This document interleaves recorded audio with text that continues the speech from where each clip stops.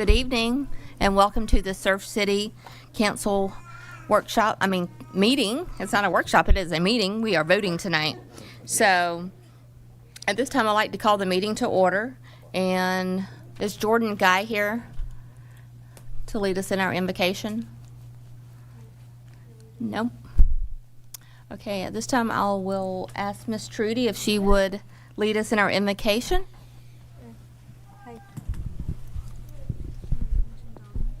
Yes, please. Dear Heavenly Father, thank you for gathering us all here tonight for the good of our town, for the prosperity, for the adventures ahead, Lord. There are so many people here who and beyond, like there are people who watch online, and we love that. There's so many people connected through so many different manners to come together who want so many great things for our town. So please, Lord, guide us in those decisions, guide us in our conversations, help us to all connect, help us to do good for the greater body here. Lord, help us to make good decisions. Lord, I pray over our first responders and those people who serve us so well. Some of them are represented here tonight. I just ask blessings upon them. I ask blessings upon our entire community. I pray for one of our former council members who's experienced some health issues. We pray for good health for him, some good reports, good results, and good health to come for him in the days to come. We ask that you just preside over our conversation, our talk, our proceedings here tonight. Lead us in what you would have for our town so that we move towards a place of just goodness here, protecting our island, protecting our citizens, and protecting our friendships. We love and praise you. Amen. Amen. Please continue standing. Miss Curry, along with some children from Surf City Elementary School, which we have Riley and Ruby and Bren and Ryan and Blake and maybe Joel is going to join us. No Joel. But it is our pleasure to have y'all here tonight to lead us in our pledge. So at this time, if you would turn and face the flag and lead us in our pledge.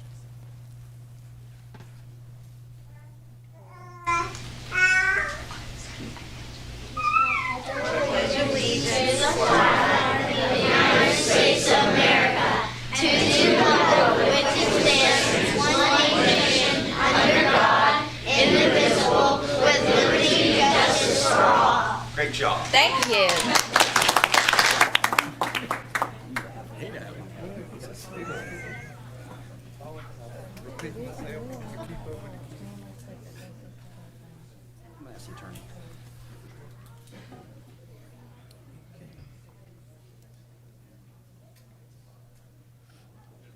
The answer is yes. Okay. The answer is yes. Okay, we have a couple proclamations this month. One is the Tourette's Syndrome Proclamation, and I'm going to ask Mayor Pro-Tem Jeremy Shugarts if he will read that one. Thank you, Madam Mayor. I'm borrowing Councilman Cannady's reading glasses, and it really looks a little strange, so if I misspell, I apologize. Surf City, Office of the Mayor, Surf City, North Carolina Proclamation, Tourette Syndrome Awareness Day. Whereas Tourette Syndrome is an inherited neurodevelopment disorder that is characterized by involuntary physical and vocal tics that occur many times a day. And whereas Tourette Syndrome is often accompanied by other mental health disorders such as attention deficit and obsessive compulsive disorder, learning disabilities, and anxiety. And whereas Tourette Syndrome and tic disorders often affect 1 in 50 children. More than 45,880 school-age children in the state of North Carolina alone are dealing with Tourette syndrome, and although some of these cases are aided by medication, there is no standard treatment or known cure for this disorder. And whereas there is an important need for more professional help with interest and expertise to identify, counsel, and treat people with Tourette syndrome, a disorder that is often misdiagnosed and misunderstood. And whereas positive actions to assist children and families living with Tourette syndromes would result from broadening of public and professional knowledge and acceptance of Tourette syndrome. And whereas the Tourette Association of America is actively providing services to families, educating medical professionals and teachers, and supporting research to better understand the signs and treatment of Tourette syndrome. Now therefore be it resolved that I, Teresa B. Batts, the mayor of Surf City, North Carolina, do hereby proclaim June 4th, 2024 as Tourette Syndrome Awareness Day in this town as a very special day to promote understanding, compassion, and acceptance for all of our fellow citizens who deserve and need our support to break the stigma that surrounds Tourette syndrome.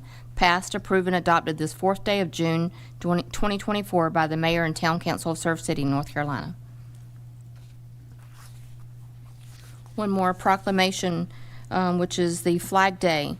Whereas, by Act of Congress of the United States dated June 14, 1977, the first official flag of the United States was adopted, and whereas by the Act of Congress dated August 3, 1949, June 14th of each year was designated as National Flag Day, and whereas on December 8, 1982, the National Flag Foundation was chartered to conduct educational programs and encourage all Americans to pause for the Pledge of Allegiance as a part of the National Day of Flag. Whereas Flag Day separates our nation's symbol of unity and democracy and stands for our country's devotion to freedom, to rule over all, and for equal rights to all. Now therefore, I, Teresa B. Batts, Mayor of the town of Surf City, do hereby proclaim Friday, June 14th, 2024 to be designated as Flag Day 2024 and encourage the citizens of the town of Surf City to observe the day in ways appropriate to its importance and significance. Okay, at this time we're going to do a special recognition to our planning department, which consists of the Board of Adjustments and the Community Development Committee. So, Amy Kimes, if you would please come forward.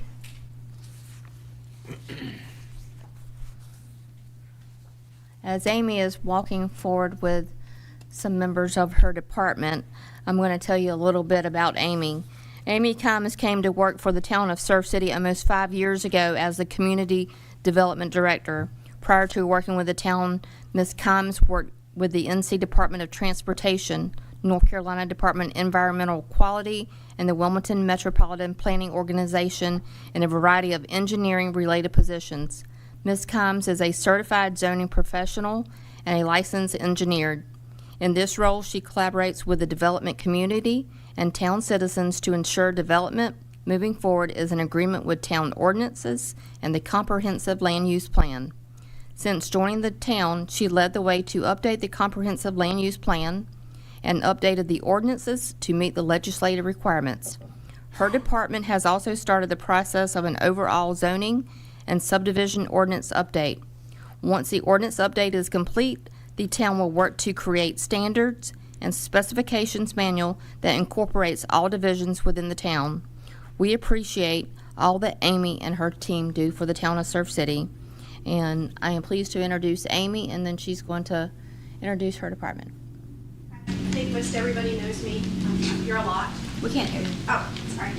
I also talk light sometimes. So I am Amy Kimes. I am the Director of Planning. I am also the town planner. In the role of planning, most of y'all have seen me up here. We usher all of the development through the process following the ordinances. Our planning side has 4 different basic areas. We have me as the town planner, supported by staff. We each have our individual strong point, although we all work together and do things within each other's realm. So I, as the planner, work mostly in appendices A, B, and C of the town ordinances, and I provide the planning and zoning services. Our code enforcement officer also works enforcing those ordinances, but he also enforces the municipal code, which is the front chapters of the ordinance. Our code enforcement officer has moved on to maybe bigger and better things.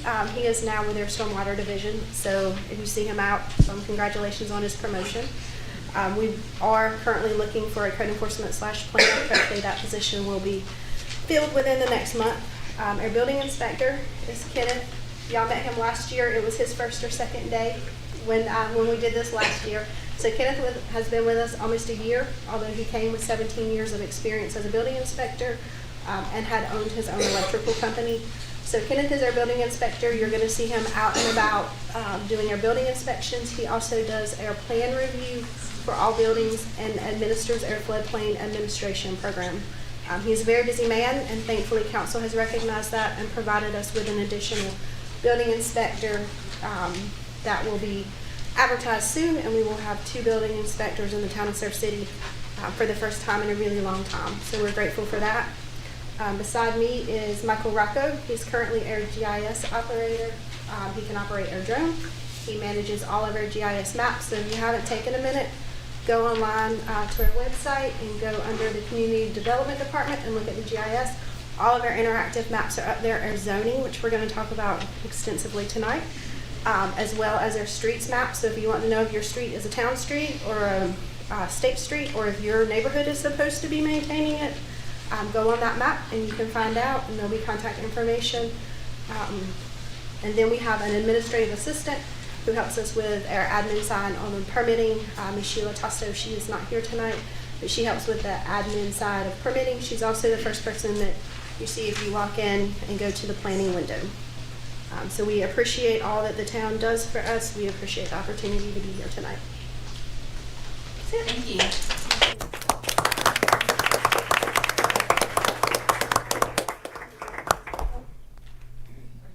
Am I doing the planning board and board of adjustment as well?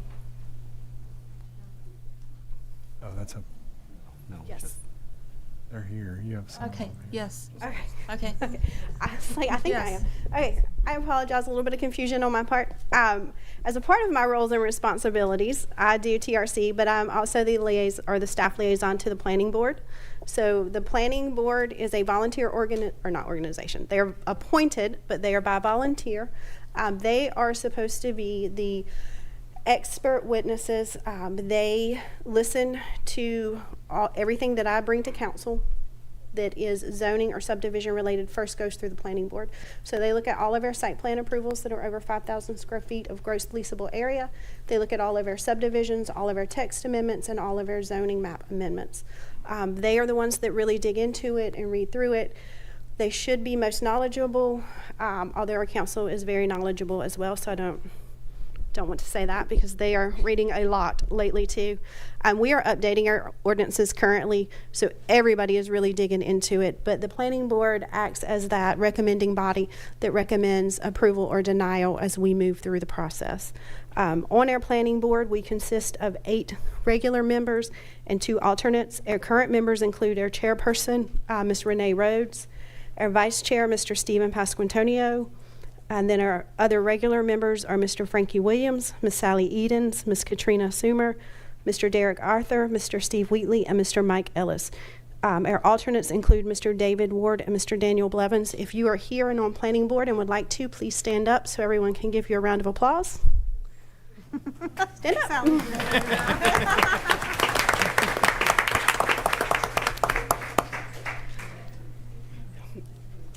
The next board that I am staff liaison to and responsible somewhat for is the Board of Adjustment. The Board of Adjustment is put in place to allow for variances or appeals of interpretation. So if there's something really unique to your property that makes it so that the zoning just does not work for it and it's making your property not usable or whatnot, you can come to the Board of Adjustment. If you meet the findings of fact, they can grant you a variance from the ordinances. It is a quasi-judicial, so it's a little bit of a harder process, but they are able to do that. So we have 5 members of the Board of Adjustment with 2 alternates. Our chairperson is Mr. Stan Griffin, and then we have members of Mr. Sheridan Conklin, Mr. Peter Sloan, Mr. Will Tate, and Mr. John Davis, and our alternates are Ms. Terry Popolaski and Mr. Al Hemphill. Is anybody here? I don't see anybody from the Board of Adjustment. They're great people. We really appreciate them, and if you would please give them a hand, I would appreciate it.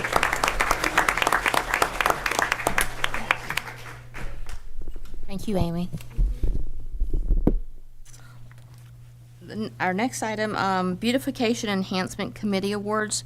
I'm going to call on Sandy Moreau to please come up and give these awards out to our Business of the Month and our Home of the Month.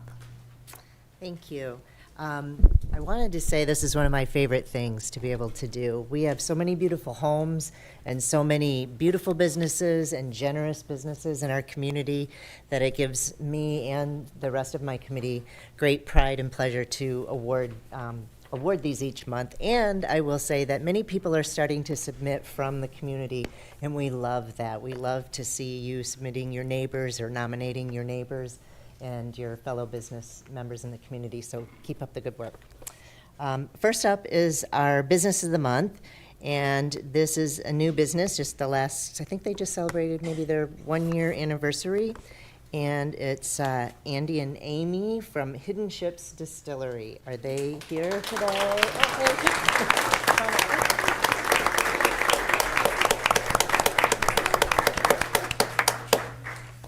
Sorry I didn't say your last name. I know it's a okay, sorry.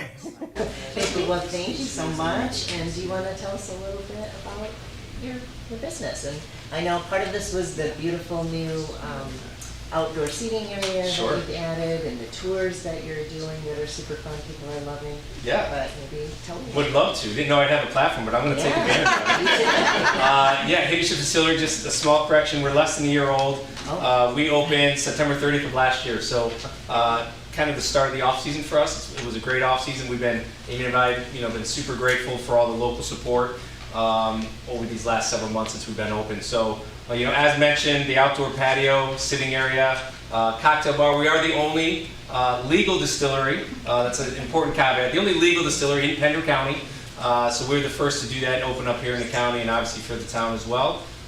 So we make our vodka, gin, rum, and bourbon on site. If you haven't come by, please do that. Come give us a shot. And since I have a platform, I will throw out, we just were awarded gold medal on our gin at the New York International Spirits Competition, and we were named the North Carolina Gin Distillery of the Year. So I pledge that gin. Please come out and try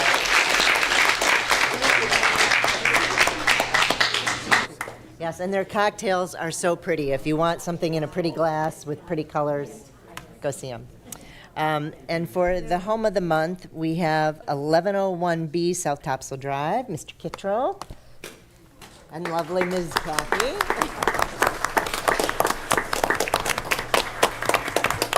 So I understand you're the genius behind the beautiful landscaping out there. Kathy gives you all the credit, but if you'd like to tell us a little bit about yourself and No, how it's long been you've lived fun. here. I've been here, probably about 15 years, and we just finished the second house, so It's it's beautiful. come a long way. Very Really unique has. plantings. You'll have to drive over and take a look. I'm sure he'd be happy to come by your house and help you out.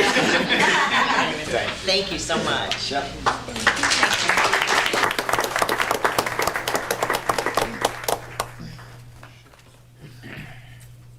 All right, so at this time, I'm going to, we are missing Alicia Hawley tonight. She is a councilwoman that sits on the agenda. I need a motion, a vote to excuse her from the meeting. If someone would make a motion to excuse Alicia Hawley. I'll make that motion. I need a second. I second. All those in favor say aye. All those opposed, same sign. Motion carries to excuse Alicia Hawley. Before we move forward, just before the meeting, I had a memo that we needed to remove item number 8 under new business, which was the budget ordinance amendment for the radios. They are not ready to move forward with that amendment as of tonight, so I need a vote to remove item 8 under new business. I'll make a motion. Do I have a second? I second. All those in favor say aye. Aye. All those opposed, same sign. Motion carries to remove item 8 under new business. At this time, I need a motion to adopt the agenda as amended. I make a motion to adopt the agenda as noted, so. I'll second it. I have a motion and a second. All those in favor say aye. Aye. All those opposed, same sign. Motion carries to adopt the agenda as amended. The next item is the approval of the consent agenda. At this time, I need a motion to approve the items on the consent agenda. I'll make that motion. I have a motion. Do I have a second? Second. All those in favor say aye. Aye. All those opposed, same sign. Motion carries to approve the consent agenda. Madam Mayor, James's hurricane prep. Yeah, we miss James. We missed James. I'm sorry. Thought we were doing that intentionally. Okay, no, I didn't. I did not leave Mr. James Horn out. He So, probably feels good about that. so, saying. James Horn, one of our, employees here, he's not here tonight, so I don't feel bad about skipping him because he wasn't here. But he was going to give us a little education on hurricane season information. He is our emergency management director. Kyle, would you like to? Yes. Okay. Thank you, Mayor. And he prepared this eloquently written presentation for really all the public, and especially those that are here and watching online. And especially if you're new to Surf City or coastal North Carolina, this is always very important. As I tell him, it's the people who have the beanies and weenies in their pantry are not usually the ones you worry about. It's those that may not understand impacts that hurricanes can bring to our area. So that being said, good evening, Madam Mayor and Council. Thank you for the opportunity to speak before you this evening. By now, we have all likely seen the forecasts and projections for a likely above average hurricane season. First, let's remember that these forecasts project system activity, not necessarily system impacts. Now is the time to plan and prepare, not panic. Regardless of the season forecast, it only takes a single storm to make a bad season. Here are a few things that we can all do right now to prepare ourselves for the season. Make a plan, get a kit, and stay informed. Visit ready.gov for more information or attend our community hurricane season prep talk on June 6th at 5 p.m. located here at Town Hall, where we will discuss these points in more detail. Make sure you have your 2024 Island Reentry Pass. If you are an island resident or business owner and haven't gotten your reentry pass, take a proof of ownership document to the Pivot Parking Office and get it as soon as possible. If you're a long-term renter, take a copy of your lease or rental agreement. Don't wait, get your reentry passes now. We have asked Pivot Parking to be here, so if you have any information and you want to get your island reentry, wait till I'm done talking, but please, you can just go in this back room and they will get you that reentry decal if you need that. They will also be here at that hurricane prep meeting on June 6th at 5 o'clock, so this isn't your only opportunity. If you haven't already, sign up for Code Red, the town's mass emergency notification system. Go to surfcitync.gov/Code Red and get signed up today.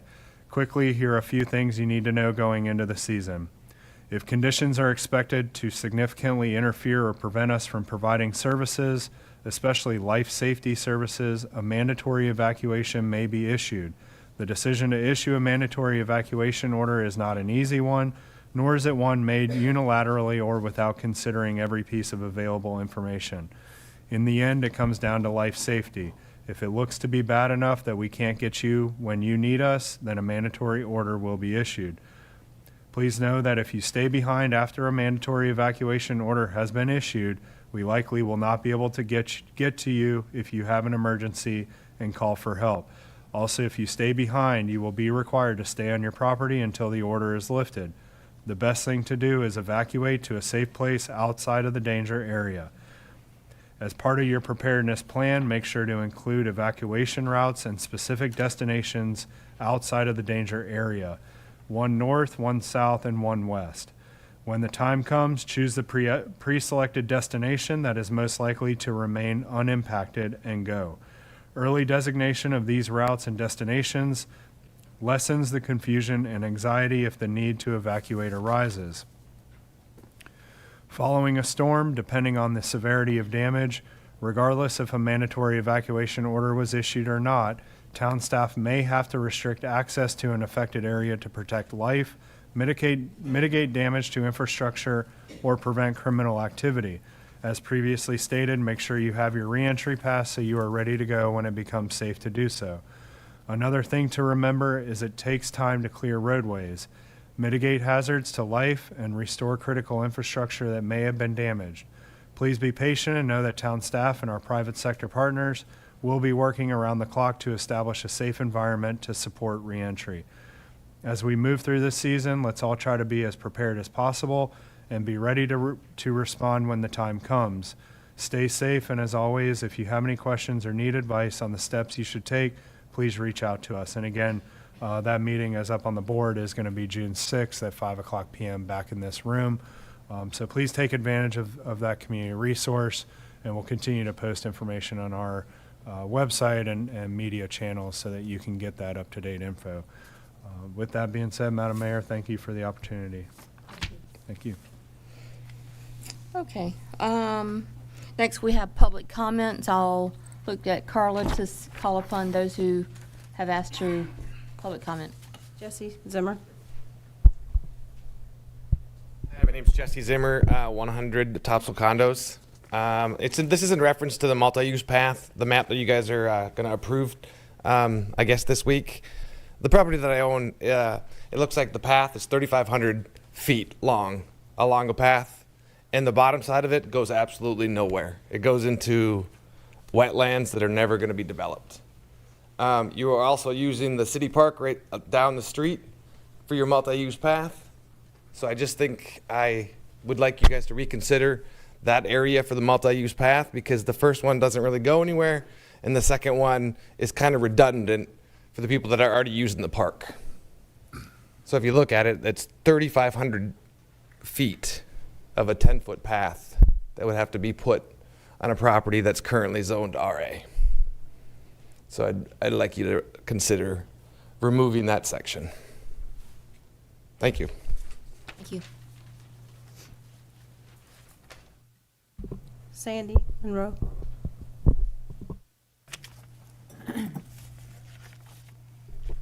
Sandy Monroe, 316 North Shore.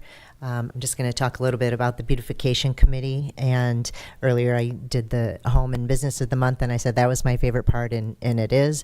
But I also love that we get to bring public art to our community, and we just had the dedication of our second mural last week or week before, and it's titled A Day of Discovery. So if you haven't been out to see it yet, please go take a look and look at all the gorgeous sea creatures and beach creatures that the artist included. And I wanted to say thank you to the town council and all the citizens of Surf City that have been supportive. I think it's really making a nice difference in our area. I also wanted to thank a couple other people. Ellen Elder, the owner of Art Exposure, she was our intermediary. She helped us immensely during the whole process. So if you have a chance to go check out her business over there on 17, she's got beautiful artwork there. Unwind for donating all the beverages and things that we had on site, and tables in the bar, and the town for donating the tents and things.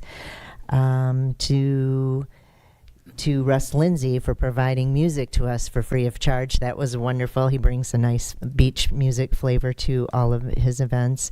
And last but not least, to the town staff, the streets and facilities staff that helped manage that process with the restroom area and closing it off and putting up signage, plus all the other wonderful things they do to help us out for our projects.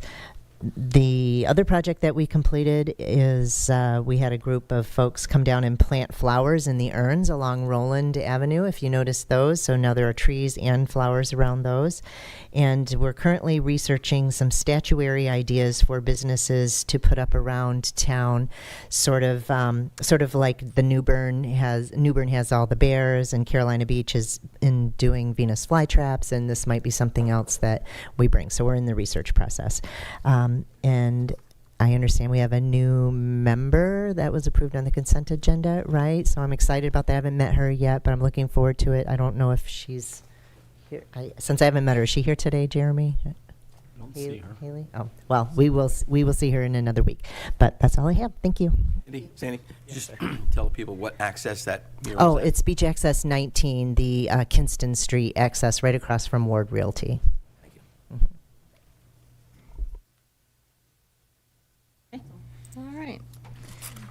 All right, well, moving forward, we have a public hearing with CADJ Finance LLC, General Use Zoning Map Amendment 4235-34-3825-0000.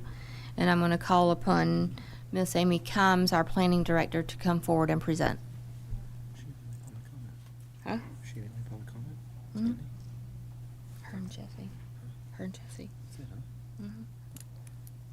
Everybody else is here.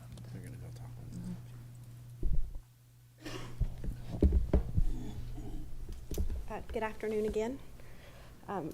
As the mayor said, I'm Amy Combs, and I am going to present tonight on a couple of rezoning requests. So, Amy.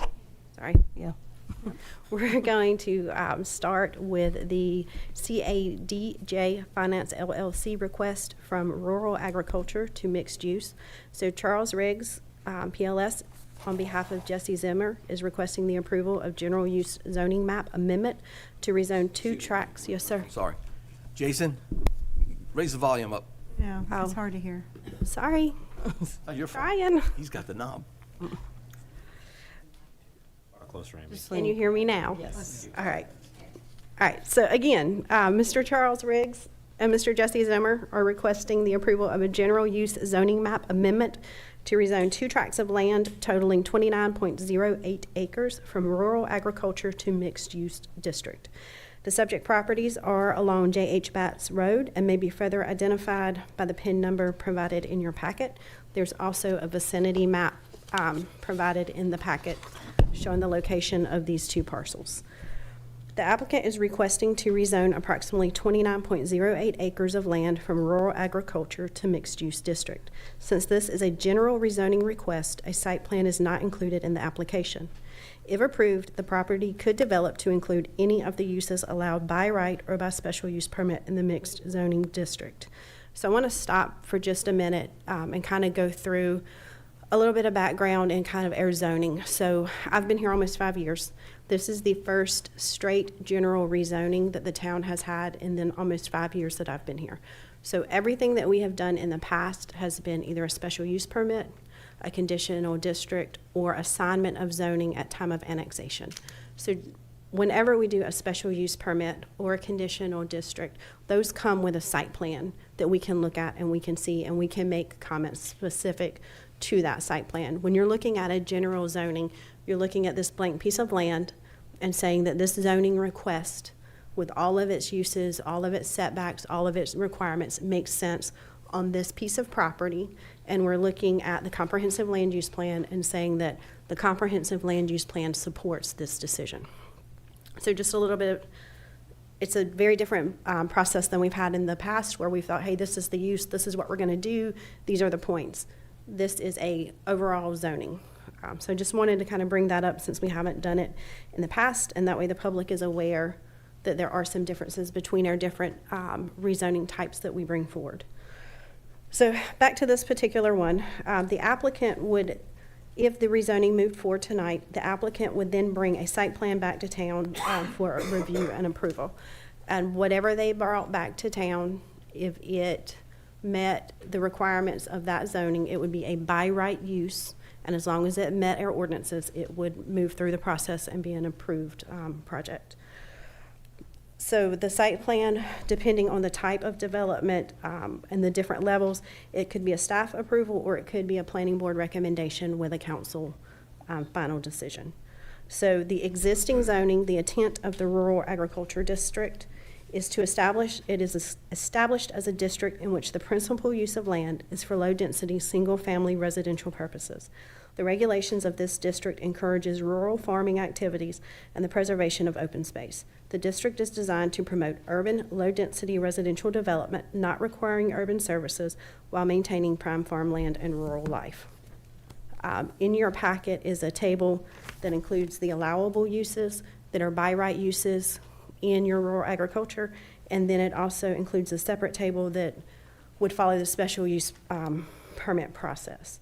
So the intent of the mixed use district, which is our requested district tonight, the mixed use general commercial district is to provide and protect areas suitable for a mixture of uses, providing retail goods, services, lodging, tourist services, entertainment, and single-family dwellings. Its regulations are designed to, number one, encourage the formation of community among commercial uses locating along the town's major roads. And 2, ensure adequate and properly designed methods of ingress and egress to commercial properties while providing for safe and adequate traffic flow along these major roads.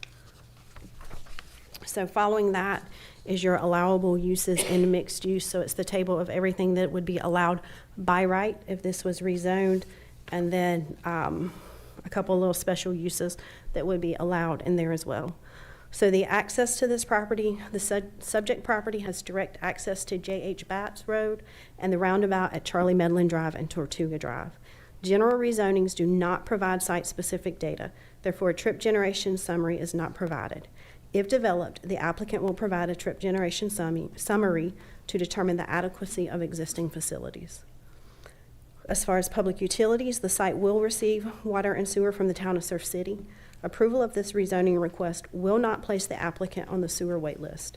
A site-specific plan will need to be submitted and approved by the town council or staff, depending on the applicable process, before being placed on the wait list. Stormwater environmental, the Pender County GIS environmental layer does show the potential of wetlands area on the site. The applicant would be responsible for having the site reviewed for wetlands prior to the submittal of a site-specific plan in the future. The surrounding zoning, the east side of both tracts is primarily abuts C3 zoning with 1 small mixed use and 1 small PUD zone property. The portion between Charlie Medlin Drive and J.H.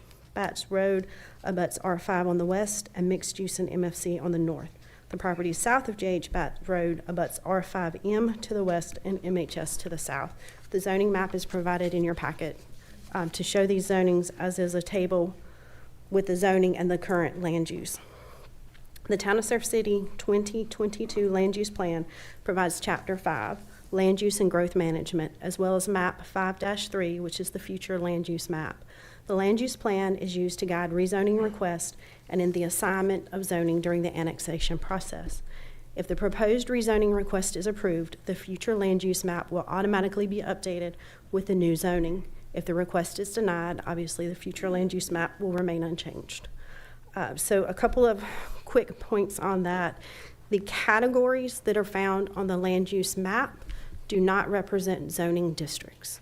So when we look at your map and say we pulled out coastal residential, which is a very large yellow chunk on your map.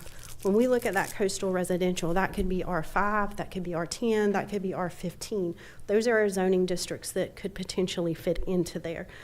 So we're requesting mixed use, or the applicant is requesting mixed use tonight, but the mixed use is our zoning district, which is different from our land classifications that are found in the rezoning request, even though they have some of the same names in them and make them a little confusing. So when I look through here, the table below provides the existing and proposed future land use map categories.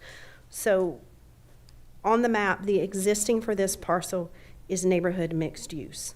So when I read through the map, neighborhood mixed use, the definitions, it has desired uses of commercial, retail, and office uses that serve existing communities, single-family, duplex, and limited townhome development.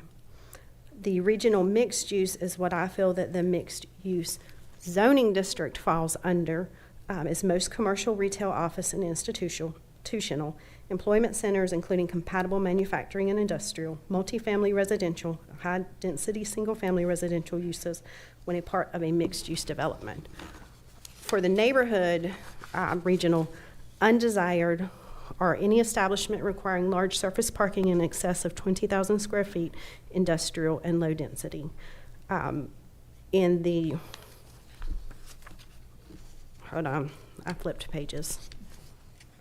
In the regional mixed use, it's the undesired is going to be medium and low density, and then industrial manufacturing with negative external impacts. So for the neighborhood mixed use coming from our land use plan, The neighborhood mixed use allows for a transition between more intense commercial, office, and residential development to lower density residential neighborhoods, as well as opportunities for strategic low intensity nodes of commercial activity. The neighborhood mixed use category is primarily dedicated to non-residential uses that provide services, entertainment, and amenities to residents within a 3-mile radius. This future land use category should be composed of a mixture of integrated commercial, office, institutional, and residential uses. This future land use classification is not intended to be solely reserved for mixed-use developments. Single-use developments that contribute toward an integrated land use pattern of appropriate commercial, office, civic, and medium-density residential uses are encouraged. Appropriate uses include our neighborhood-scale retail, restaurant, and office establishment, religious and educational institutions, and higher-density single-family duplex and limited townhome developments. Large-scale or intense commercial establishment, multifamily developments, which is another word for apartments, and industrial operations are not appropriate. Building footprints are generally limited to 15,000 square feet or smaller. Typical zoning districts found in the neighborhood mixed-use land category include neighborhood business and O&I from a commercial standpoint. For the regional mixed use, this category will allow for the strategic allocation of future development and population growth while limiting land use conflicts within existing neighborhoods. Growth is focused in locations that are served by water sewer infrastructure and are located along existing primary roadway corridors. This future land use category provides access to retail, office, and multifamily residential uses. These land uses are primarily accessed by the automobile, but facilities should be included to increase the viability of access via walking or cycling to minimize traffic congestion and increase accessibility to surrounding neighborhoods. The preferred land use mix is primarily commercial, retail, and office with multifamily residential uses. Large employment centers and retail spaces are encouraged. Residential uses should account for less than 50% of a development proposal and should complement a more substantial mix of commercial and office uses. Development within this category should provide ample landscaping and street trees to present an inviting environment to travelers passing through the town.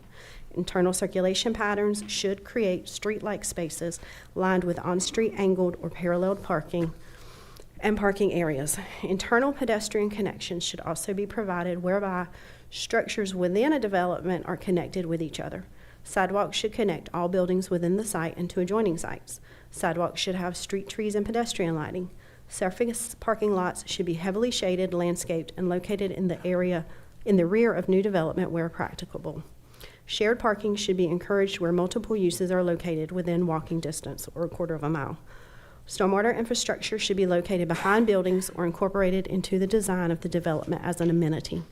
Typical zoning districts found in the regional mixed use category would include C3 and mixed use. The requested mixed use zoning allows for more intense development than recommended in the neighborhood mixed use category.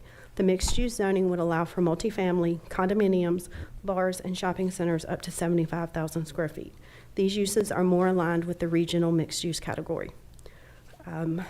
Looking through the comprehensive land use, there was one objective and 3 policies that did not fully support the request. So objective 5.1 is to maintain a small-town, family-friendly atmosphere at Surf City by encouraging low-density residential development, compatible businesses, establishments, preserving natural resource areas, and parks and recreational facilities. Policy 5.1.b, the town generally requires that any official land use and development-related actions remain consistent with the policies adopted in this plan and any other applicable plan. 5.1i, commercial development, the town supports additional compatible commercial development, in particular small-scale restaurants, cafes, foods, markets, and retail establishments. Commercial scale, the town discourages large retail commercial projects when not located along the US 17 corridor. The town desires that new development projects be designed to fit within the commercial district and to be compatible with the size and appearance of the structures already in place. Potential commercial developers are encouraged to discuss restrictions and conceptual matters in advance. The town ordinance requirements, Appendix A, Section 12.3.3 of the town's ordinances provides the requirements for approving a rezoning application. A statement of reasonableness and plan consistency shall be submitted. The statement shall consider the ordinance below. When adopting or rejecting any petition for a zoning map amendment, a statement analyzing the reasonableness of the proposed rezoning shall be approved by the town council. The statement of reasonableness may consider, among other factors, the size, physical condition, and other attributes of the area proposed to be rezoned, the benefits and detriments to the landowners, the neighbors, and the surrounding community, the relationship between the current actual and permissible development on the tract and adjoining areas, and the development that would be permissible under the proposed amendment, and why the action taken is in the public interest, and any changed conditions warranting the amendment. Staff submitted the proposed general use rezoning application for the planning board's considerations. This proposal is inconsistent with one objective and 3 policies from the Town of Surf City 2022 Land Use Plan. This plan supports commercial growth. However, more intense development, as allowed in the mixed-use zoning, is supported along the US 17 corridor and not along smaller roads. As noted within the above policies and objectives, the wide range of uses allowed within the mixed-use zoning does not support the small town, small-scale development that is supported outside of the US 17 corridor. The plan does support a mix of uses as a transition between the more intense C3 zoning and the residential zoning. However, the broad range of uses within the mixed-use zoning would not limit larger-scale retail and more dense residential, such as multifamily and condominiums. This rezoning request would allow intense larger-scale commercial or dense residential to be placed in this transitional area. This item was heard at the planning board, at the last planning board meeting. Planning board did vote to recommend approval. So the council action needed tonight, the council will need to vote to approve or deny the requested rezoning. Staff has provided 2 statements below.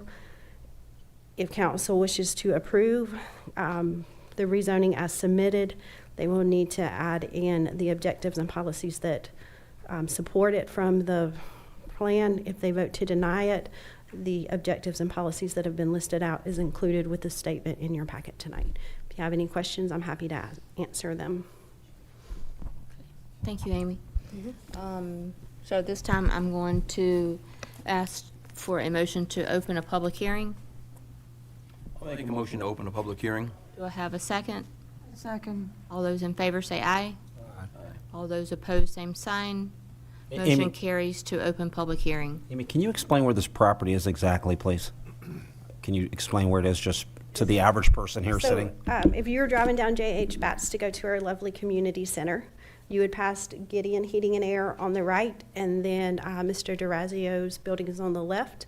And then there is a double wide that sits in a block of woods, and it's that block of woods behind the double wide. And then on the left side of the road, it's that block of woods that butts up against the Cowboys Loop. Nobody's like, Trailer park. Yeah, there's an actual name for it, but I can't remember it right now, so now Boys Loop. how far does that run up towards, like where Hidden Ships is? How far does it run up that direction? So the parcel abuts all of that C3 and goes all the way to the roundabout on Charlie Medlin. So you would have Hidden Ship and then the pond that's behind there, the stormwater pond, and then the parcel would touch the roundabout right there. Thank you, appreciate it.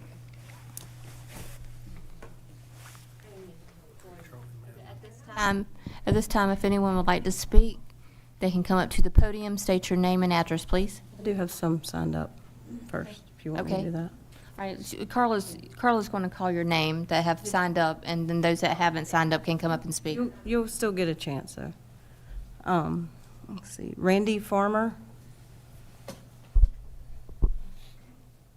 Randy Farmer, 108B James Avenue. I live directly off of J.H. Batts in the Bryant's Court subdivision. Retired Marine. I wasn't born and raised here. I'm a transplant. I've been here for 7 years. I chose to be here because what this community showed me, and I love it here. This is my home. This is my kids' homes. So rezoning, the use of the phrase mixed use is very misleading. This is an unrestricted mixed use. They can put anything they want there. So bars, clubs, do you want that close to your community center? Do you want that close? And the parcel of land that was up there, there's no standoff between Bryan's Court subdivision and this parcel of land. So that's a very concerning thing there. And the mobile homes along now Boys Loop, this isn't a seasonal place anymore. This is a year-round destination for people who live here full-time like myself. So things that I would say that you need to consider when you're doing this rezoning, there's 3 of them. That there's a need for the zone change. Sometimes the standard will require that the proponent of the change show that there's been a change in circumstances or that a mistake was made when the property was originally zoned. As an example, if there's no mistake made when the neighborhood was originally zoned and there's sufficient land elsewhere for high-density commercial use, the fact that the applicant wants to develop a specific piece of property might not be enough to satisfy the justification for a zone change. The 17 corridor, perfect place for commercial. High traffic, it keeps it out of the residential area, so that would be a solution to the problem. That the zone change be consistent with surrounding uses. This could require that the applicant show that the zone change will not result in property values going down or interfere with existing development. For example, rezoning a neighborhood from low-density residential to heavy commercial when the neighborhood is surrounded by other residential uses is likely to be found inconsistent with the surrounding uses. And it's, as you heard from the property manager, this is already designated as rural residential use. So that's something for you to consider. That the zone change is consistent with the orderly development of public services. A zone change might not be appropriate in an area with no public services, especially in an area that part of the town already has the services and can support the same type of development as proposed of zone change will allow. Such requirement might also require the applicant to show that the zone change will not significantly impact traffic. And that's going to be a heavy one for all of us. So J.H. Batts is already congested with that Saturday. I love the Saturday games that are up there. It wakes me up, kids laughing, love it. But the amount of congestion that causes on a Saturday does impact the entire island. It backs up that entire traffic light. There's a reason that you voted to put a traffic light there. This is not only going to back up J.H. Batts. Thank you, Randy. Thank you. I'll finish. All right. Thank you for your time, and have a good evening. Thank you. Cindy Kennedy.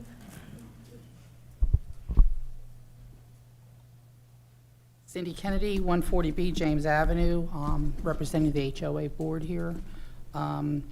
We have concerns that if it's mixed use, that will have a lot of traffic. It's my understanding that the road we live on is currently private, and that will connect to the road that's going to be on this piece of property, which will go to the roundabout, and there'll be a lot of traffic in our neighborhood. It's a lot of young families in our neighborhood. The kids play in the streets because we really don't have a backyard, and that would be our concern. Thank you. Thank you. Ellie Benj.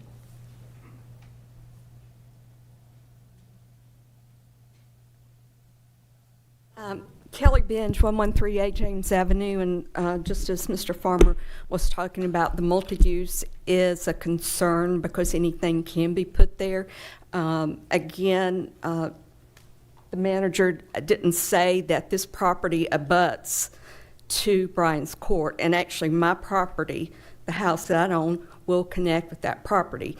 And in doing so, the noise level will increase. There'll be a lot more light pollution. And the other thing that has been alluded to is the traffic on J.H. Batts Road. Right now, it is impossible to make a left-hand turn out of there on a Saturday morning. Even if you go to the right and try to go to the circle, that way is backed up also. With the new municipal complex going in, traffic's just going to get a lot worse. And now with this new multi-use, we're not going to be able to get out of our neighborhood. So I'm asking the board to please postpone any approval for this mixed zone use until J.H. Batts Road is widened and updated to accommodate all traffic.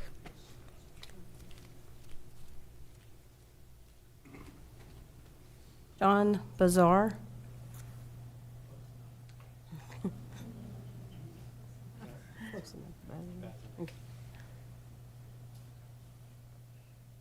Madam Mayor, Council. I live at 138A James Avenue. My concerns about multi-use are tremendous. I looked at all of the permitted things that are allowed under multi-use. Some of them I have great concerns that would not be, with the neighborhood and with our great park and the expansion of our park and the family atmosphere that it is.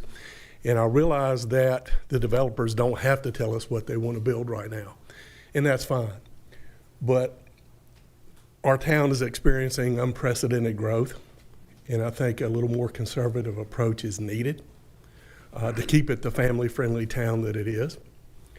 I would ask the council to deny the rezoning request and have the developers submit a plan of what they want to do with it, and maybe let that be approved conditionally so that it matches up with what we have going on Bass Road. That's it. Thank you. Thank you. Penny Craver? Hi, Penny Craver. I'm used to a microphone, so I can, okay. Penny Craver at 306 Blue Fan Street, which is Tropical Winds, a small little development between James Street and the other side of the community center. And as I sat through 2 red lights just to get here today, it's Tuesday, I just feel that this needs to be denied. I agree with John.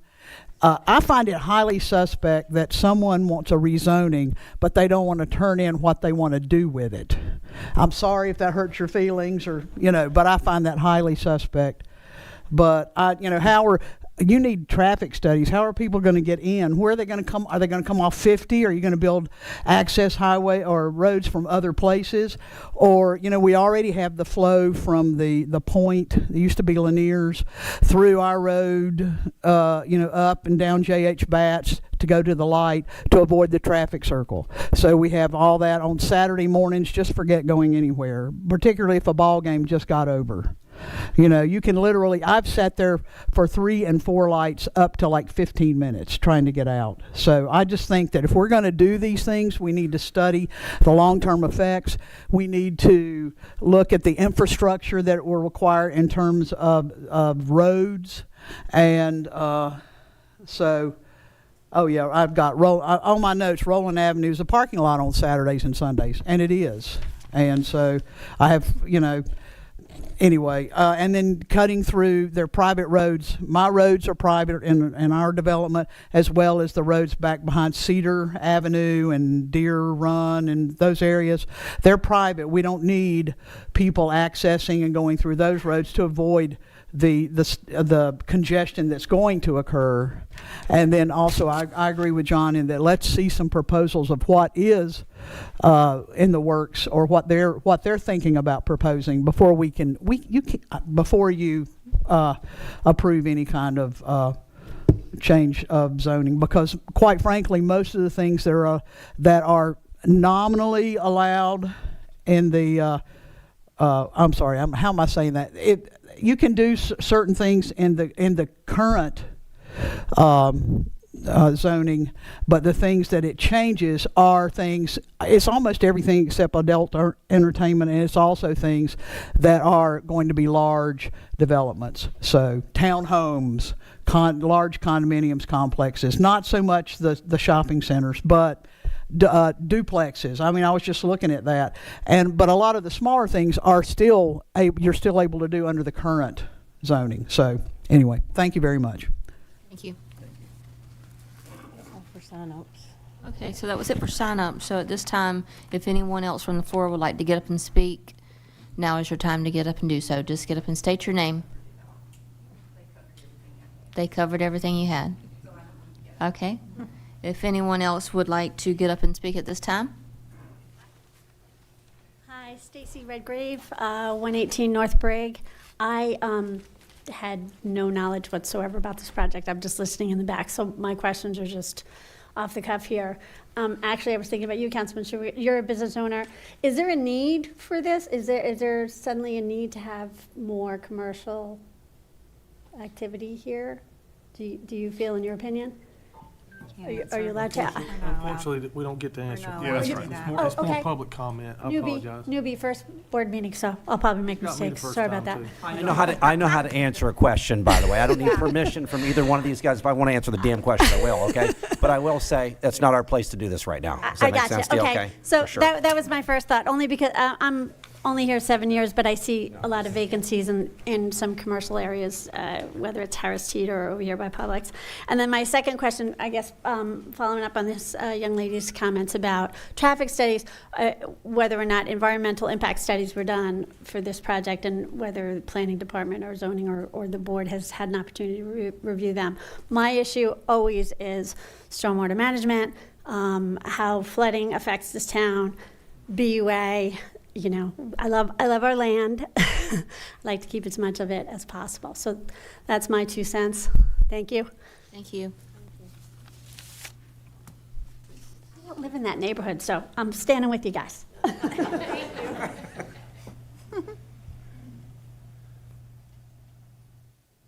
Yes, I'm William Bear, 116A James Avenue, and I know you can't answer a question, but I just wonder, we heard from Amy that this is the first time you've gotten a request to change zoning without plans submitted. I wonder why we want to vote on that absent any plans. I think if we see plans, certainly we're in a position to decide what impact it's going to have on traffic, but I just wonder why we want to break precedent on this particular project. Thank you. Thank you.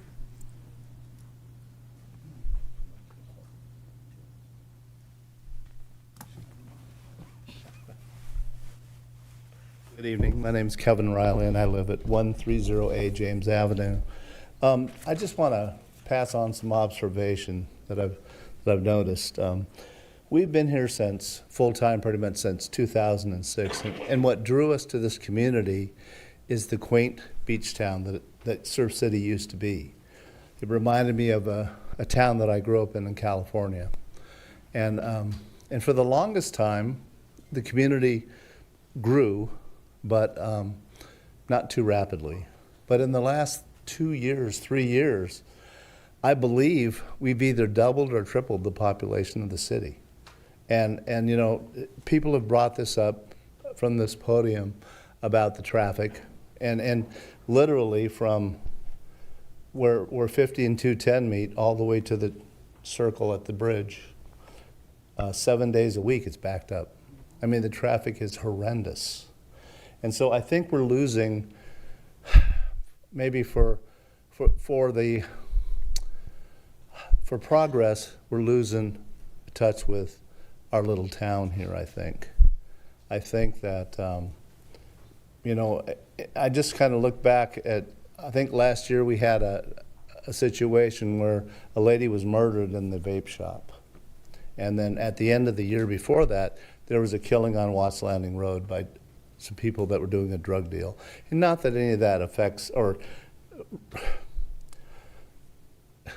I guess what I'm trying to say is, the more we develop, the more we bring this type of thing into our community.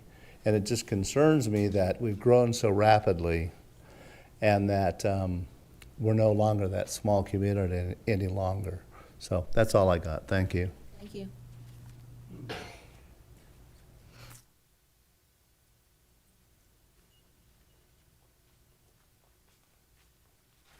Hi, I'm Jamie, 105B James Ave. I'm on the corner. People know me as a runner. I run and walk the streets of Surf City, and I apologize. I wasn't planning on being here. I just flew in from the West Coast. I was away for work, so I don't have anything planned, but I will bring you the mama's heart. I'm on the corner. I have 5 children. 3 are grown, but 2 at home still.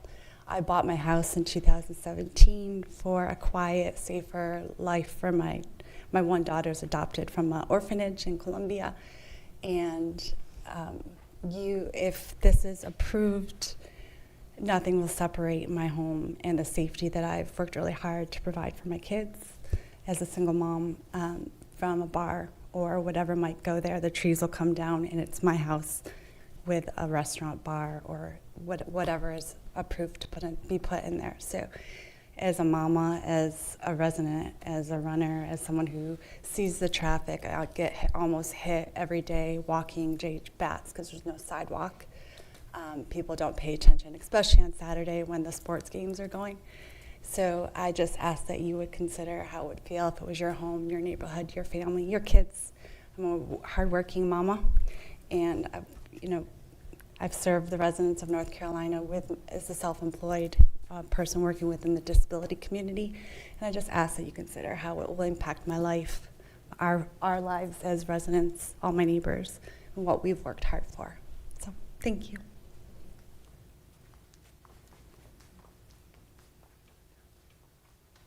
Would anyone like to come up and speak concerning the item of this public hearing?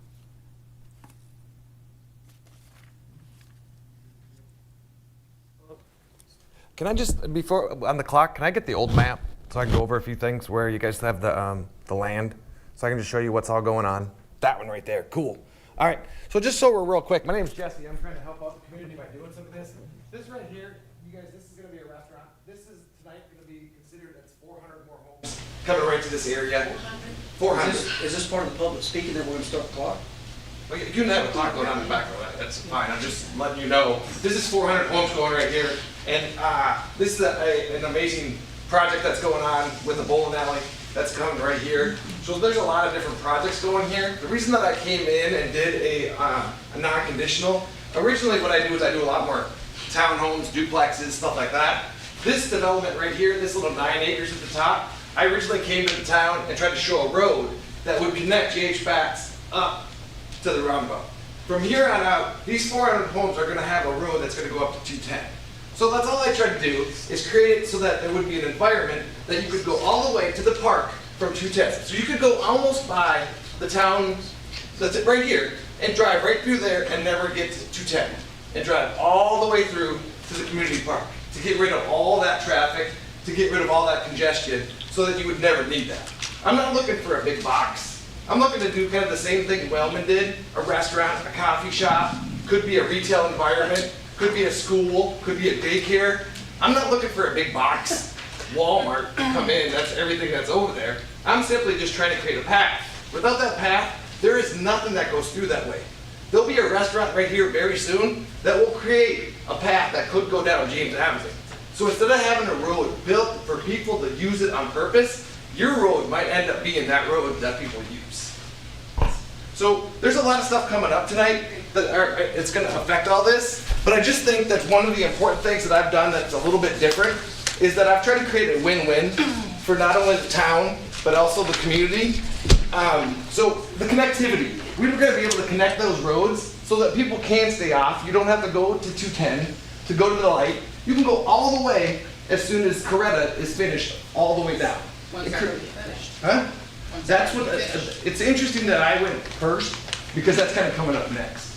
So I'm a little bit early, I think, in this, but I'm doing the very best I can. I'm new to this. So the reason I did this is it's unconventional, but I think it helps the community more than it hurts. It's by far creating an avenue. I can't say that I'm going to put it there because it's unconditional. And if I can't put commercial here, then I can't put a road here. Then it will be developed as some homes. Can you turn that down this way? Yeah. Nope. They're up here. So this right here, there'll be a road that goes all the way through. This will be a restaurant. This is not mixed use. This is mixed use. There'll be a restaurant right here. This is going to be a 15,000, 20,000 entertainment system right here. There's going to be 200 parking spaces right here that have no way to get out unless we're able to help with that congestion to get it out and go anywhere else. That's all I'm trying to do. I understand you guys have concerns about the different environment that is coming to James Avenue, but I'm really the guy that's trying to help. I'm not the guy that's trying to bring more traffic to you. I'm trying to put a road right here to be able to connect those two different areas. One more time? I'm sorry. Good conversation. Sorry. But I'm not looking to big develop. This could be a daycare. It could be a tutoring center. It could be a coffee shop. I'm not looking for a big box. What they're worried about is high density. There's apartments right here that are completely full. I'm not looking at doing an apartment. I'm not looking at trying to expand that. I'm looking to try to make this so that it'll be a cut through so that everyone can make it all the way through. And so I'm just trying to do what's right for the community.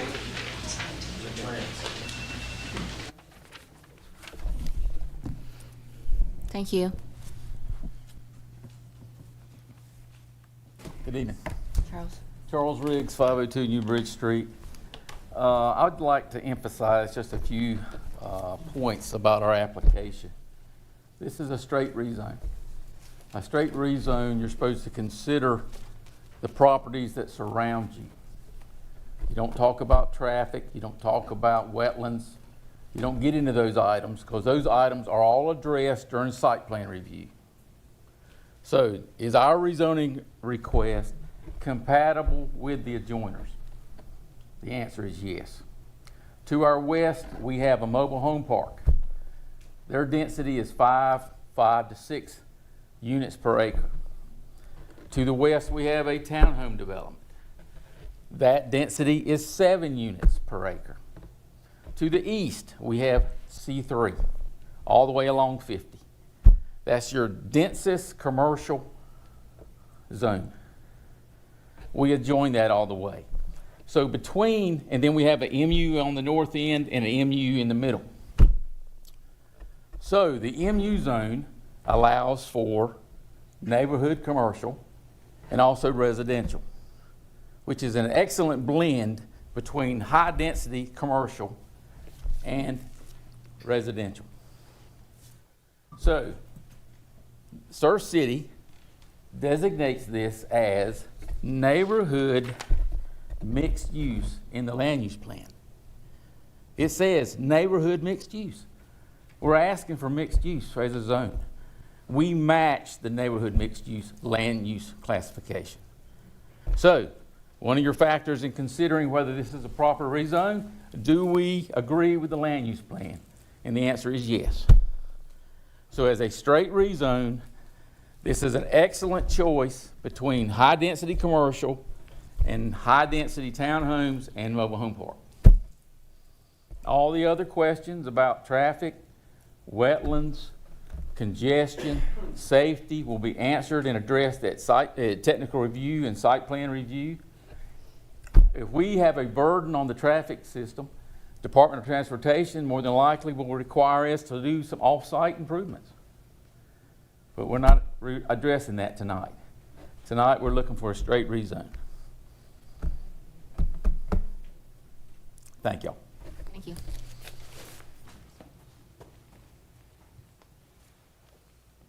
Is there anyone else that would like to get up and speak during this? Yes, ma'am. Debbie Wilson, I live at 315 South Topsail Drive. I understand traffic. I'm held hostage every Saturday. Can't go anywhere. Last weekend it was 12 hours Saturday, 12 hours Sunday, 12 hours Monday. Backed up traffic, couldn't go anywhere. Has anyone looked at the traffic coming off of Charlie Medlin, turning left onto 17? Evidently this adjoins that. There's no way to turn left. So something's going to have to be done, either another stoplight, reroute traffic, something.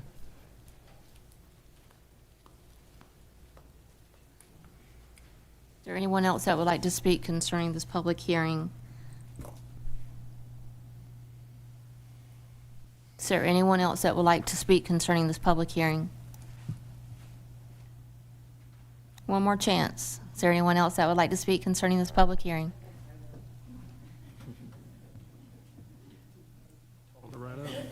It was such a big to-do day. My only thing is, we were promised a bowling alley many years ago and never got it. We got a Walmart. I just think that if they promise us that they will put a bowling alley in, maybe then they should be approved. But what can I say? We had our teams already made up and everything for our bowling thing, so. It'll be approved tonight. Just don't need another Walmart or anything like that. We've got enough of that stuff at this point. Thank you. Can we get your name? Arsenault from 288 Atkinson Point Road.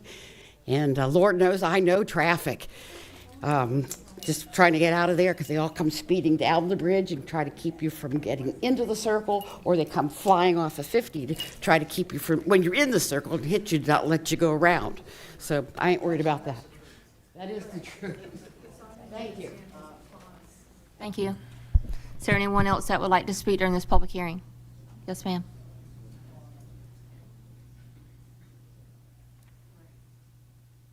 Good afternoon. My name is Jane Riley. I live at 130A James Avenue. Everybody has talked about the traffic and everybody has talked about wetlands, and I do agree that those are things that can be taken care of. Well, my question is that when you talk about multi-use, once the permission is given for whoever the developer is, then they can say, well, we have this multi-use, so we can do this, and this. And it might not be something that we want to have there because we've got this beautiful expansion on our community center. It's just going to be fabulous. They've already gotten so much of it started. Do we want to have more commercial businesses in a road that's on? Because you have to remember, too, James Avenue is not one side. James Avenue has got homes on both sides of that street. So we've got sides that go on to the community center side, and then there's sides that go up against the proposed area that they're going to build. So I think we need to really be cognizant of the fact that once permission is given for these folks to go ahead and come in and do that, they can put in whatever they want to, as long as it's mixed use.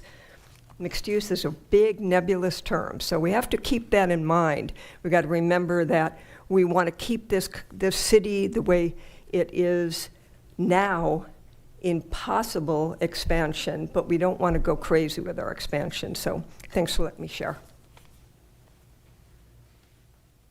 Thank you. Is there anyone else that would like to speak during this public hearing?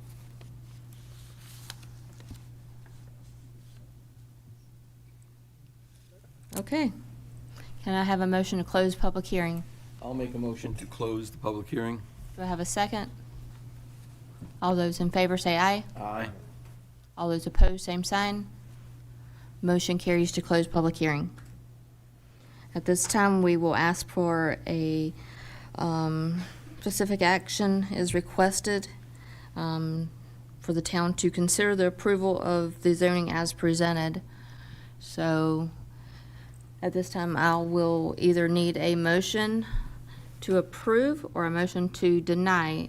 The motion, if the motion is to approve, it would be a motion to approve the zoning map amendment and to make a finding that the approval is consistent with the following policies and goals in the Surf City 22 land use plan. The motion to deny, if you decide to go that way, would be the motion to deny the zoning map amendment and to find that the proposal is inconsistent with the Surf City 2022 land use plan. The proposal is inconsistent with the following objective policies as noted in the staff report, objective 5.1, policy 5.1B, policy 5.1.1, policy 5.1.J.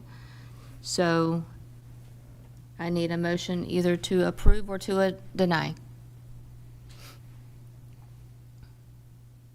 I'll start off. So I'm just going to add a little to this before I tell you. So my job's not to tell you what you can and cannot do with your property. That's not what I was elected to do.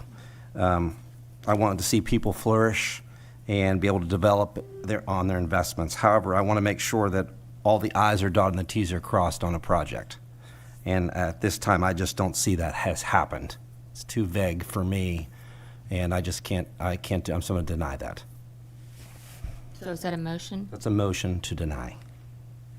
We have a motion to deny. Is there a second? I'll make a second. I have a motion and a second. All those in favor say aye. Aye. All those opposed, same sign. Motion carries to deny.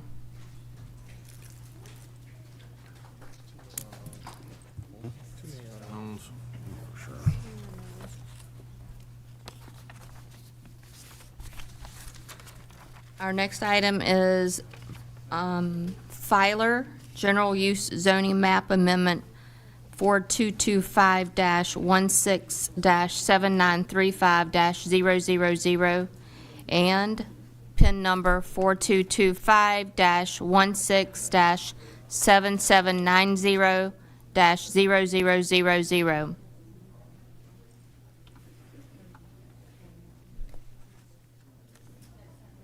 Do that. Can I do that? Mayor. Yes, ma'am. Can I have a bathroom break? Kyle and I both. At this time, I'm going to call for a 5-minute recess. Do I?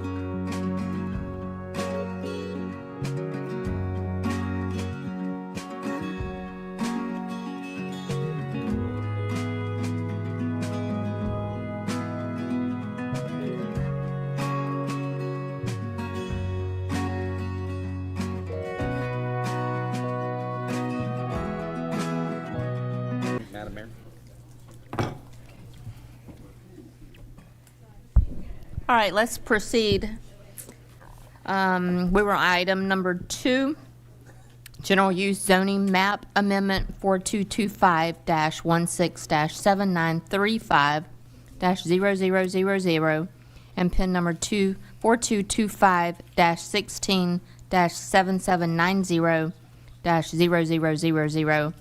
And I'm going to ask Amy Kimes, the planning director, to come up and present.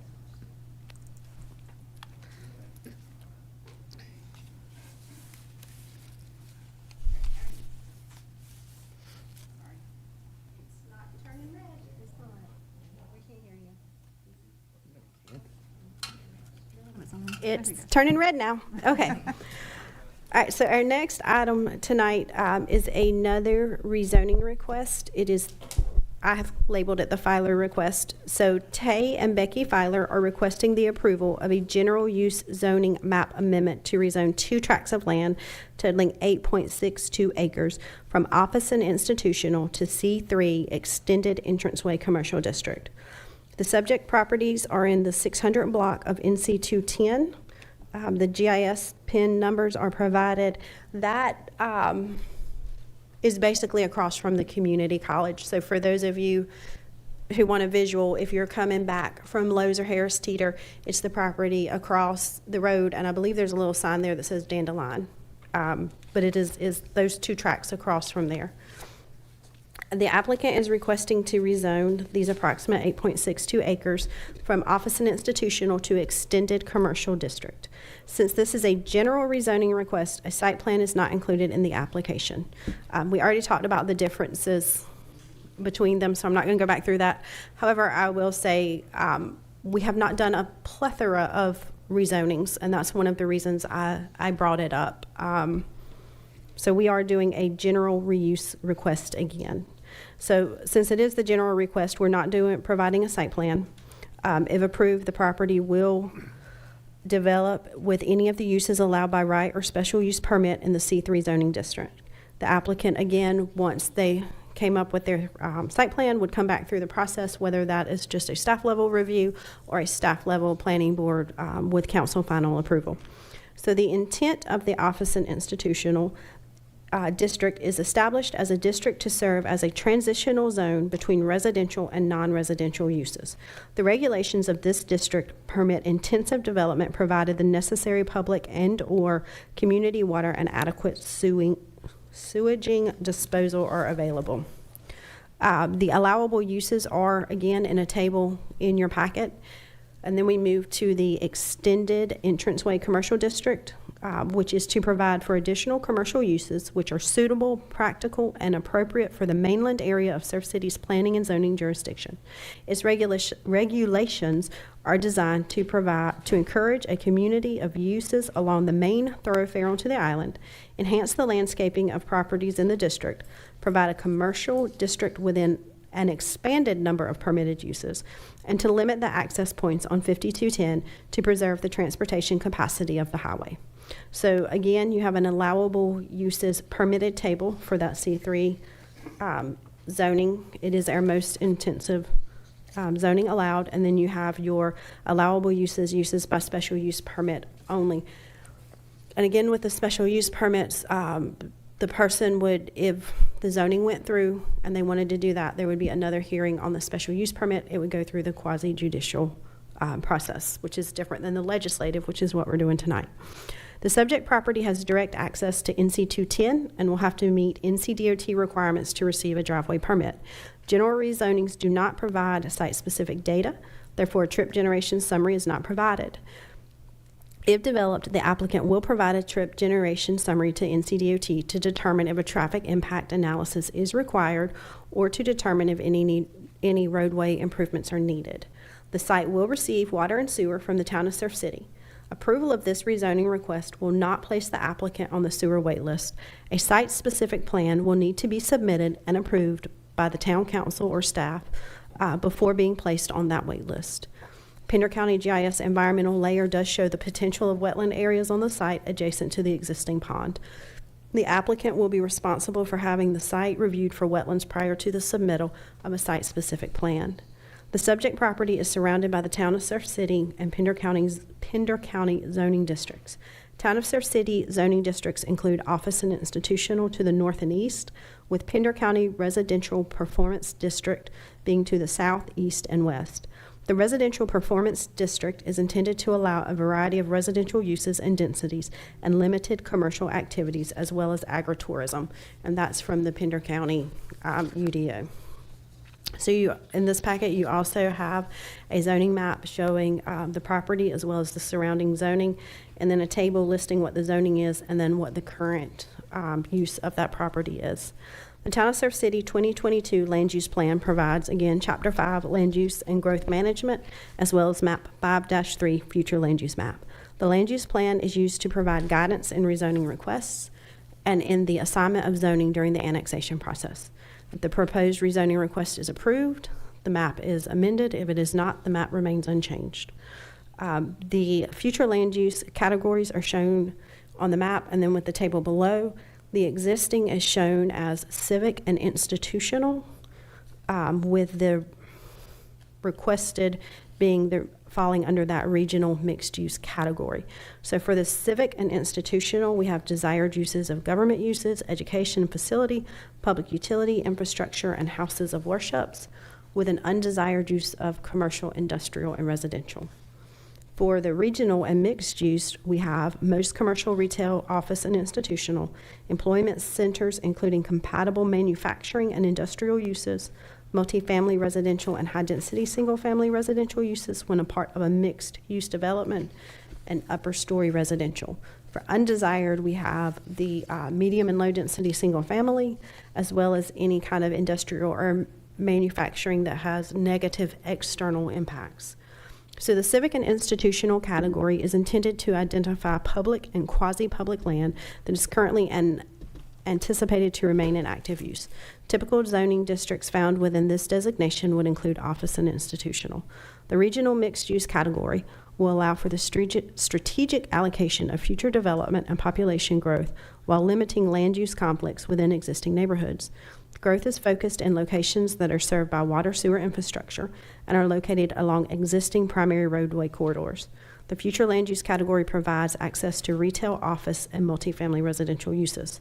The preferred land use mix is primarily commercial retail and office with multifamily residential uses. Large employment centers and retail spaces are encouraged. Residential uses should account for less than 50% of a development proposal and should complement a more substantial mix of commercial and office uses. Development within this category should provide ample landscaping and street trees to present an inviting environment to travelers passing through the town. Typical zoning districts found in this regional mixed use would include C3 and mixed use zoning. The policies that do not support it are listed in your packet, which are going to be Objective 5.1 to maintain that small town family-friendly atmosphere, 5.1.B, which would be the land plan consistency statement. The current zoning is consistent with the land use plan, so rezoning would not be consistent with the plan. Commercial development, we support additional compatible commercial development, but the small scale where the C3 would be large scale. And then the town discourages large retail commercial projects when not located along the US 17 corridor. The town ordinance requirement, I just read that for you on the last one, so I don't plan on reading it again. But if you would please consider those items when you make your vote tonight. Staff has submitted the proposed general use rezoning application for the submitted it for the planning board's consideration. This proposal is consistent with one objective and three policies, or is inconsistent with one objective and three policies from the Town of Surf City 2022 Land Use Plan. This plan supports commercial growth, however, more intense development as allowed in C3 zoning is supported along the US 17 corridor and not within the NC 210 corridor. As noted within the above policies and objectives, the most intense C3 zoning does not support the small town, small scale development that is supported outside of the US 17 corridor. The plan also supports office and institutional zoning as a transition between the more intense commercial uses and residential uses. This rezoning request would allow intense commercial uses to be placed adjacent to residential properties. The planning board heard this item at the May 9th meeting and recommended approval. Again, in your packet is your council action needed with both an approval statement and a recommendation to deny statement. So both statements are provided. If you have any questions, I would be happy to answer them at this time. Thank you, Amy. At this time, I need a motion to open the public hearing. I'll make a motion to open public hearing. A second. I have a motion and a second. All those in favor say aye. Aye. All those opposed, same sign. Motion carries to open public hearing. I'm calling Carla to start and see if any. Bethany Guthrie?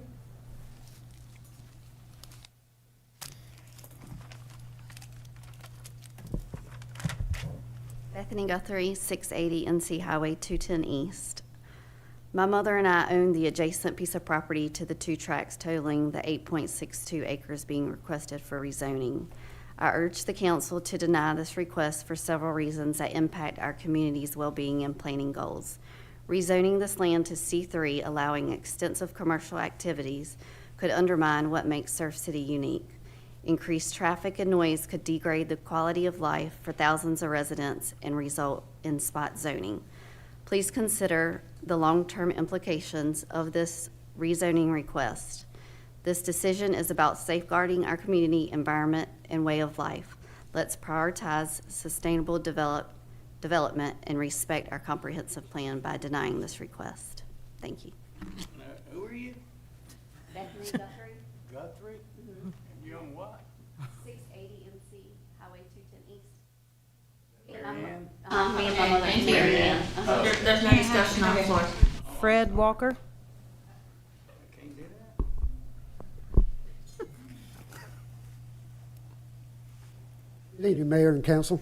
My name is Fred Walker. I live at 2008 McClammy Road, Hampstead, North Carolina, which is just requires me to exit on Watts Landing Road and then exit on Highway 210 by way of Watts Landing.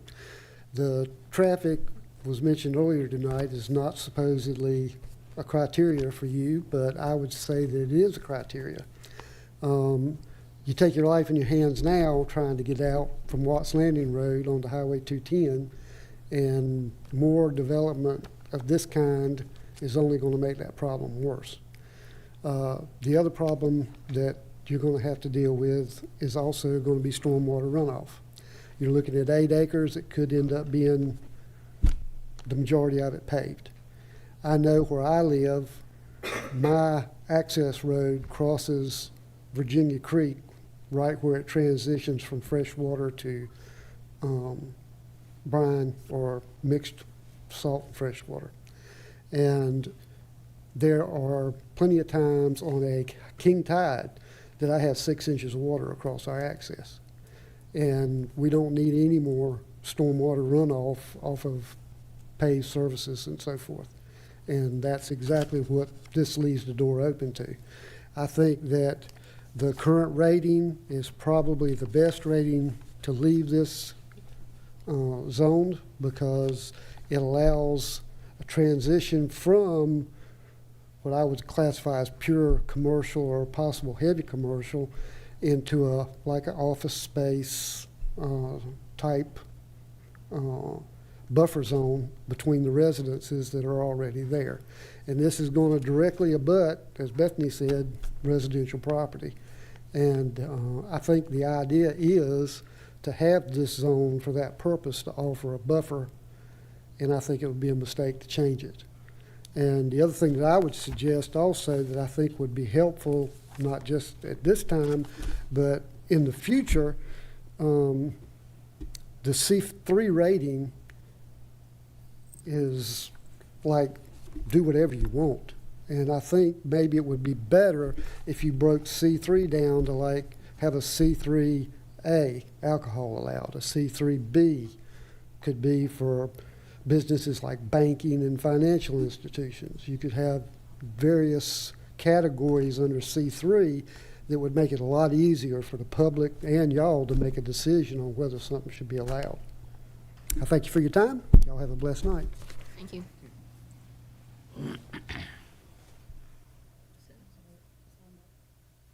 Is there anyone else from the floor that would like to get up and speak?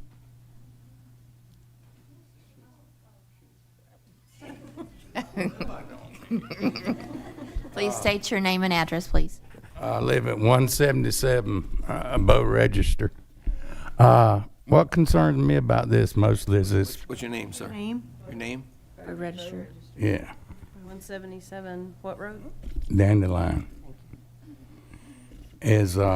We've been traveling down that road, well, they've been using part of that road for 100 years or better.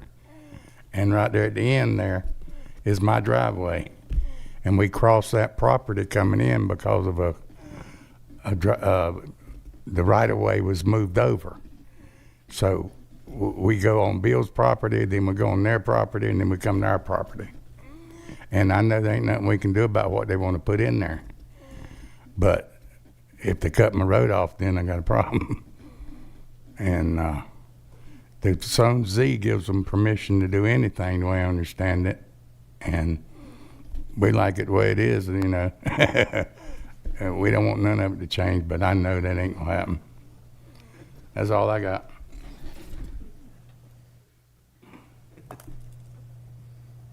Is there anyone else that would like to speak during this public hearing?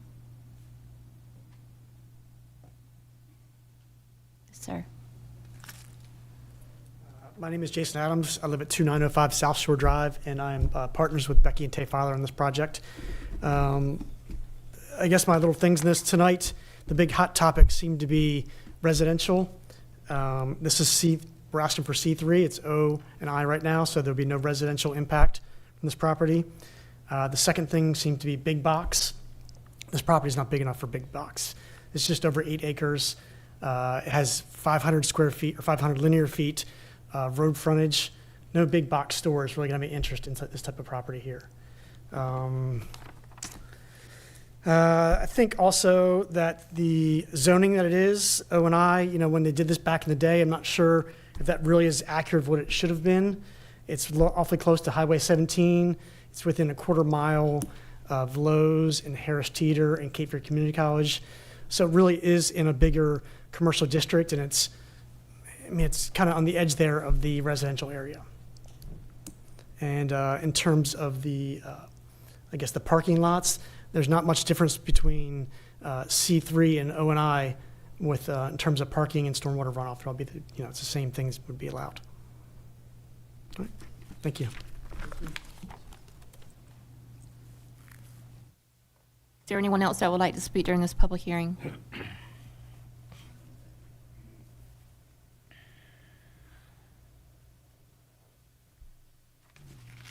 Good evening. Lucy Boyles. I live at 149 Dandelion Lane. About the C3 zoning.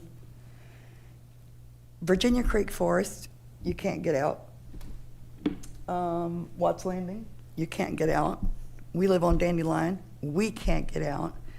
The land that they want to rezone, I don't know what their plan is, but the whole front of it is full of cattails, which kind of tells me it's wet. If they haul dirt in there, it's going to pour back on us with the water, and we just don't need it. But the extra traffic, someone's going to get killed. That's all I got to say.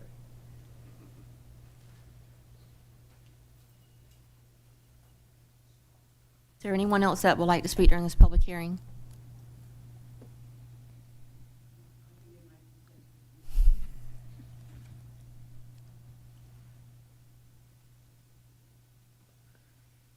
Arsenault, 288 Atkinson Point Road. The people that made the planning map, I think they knew what they were doing. And by designating these areas, now all of a sudden people wanting to come in and change them just to a general as opposed to something specific, I don't think we should be allowing that. Thank you. Thank you.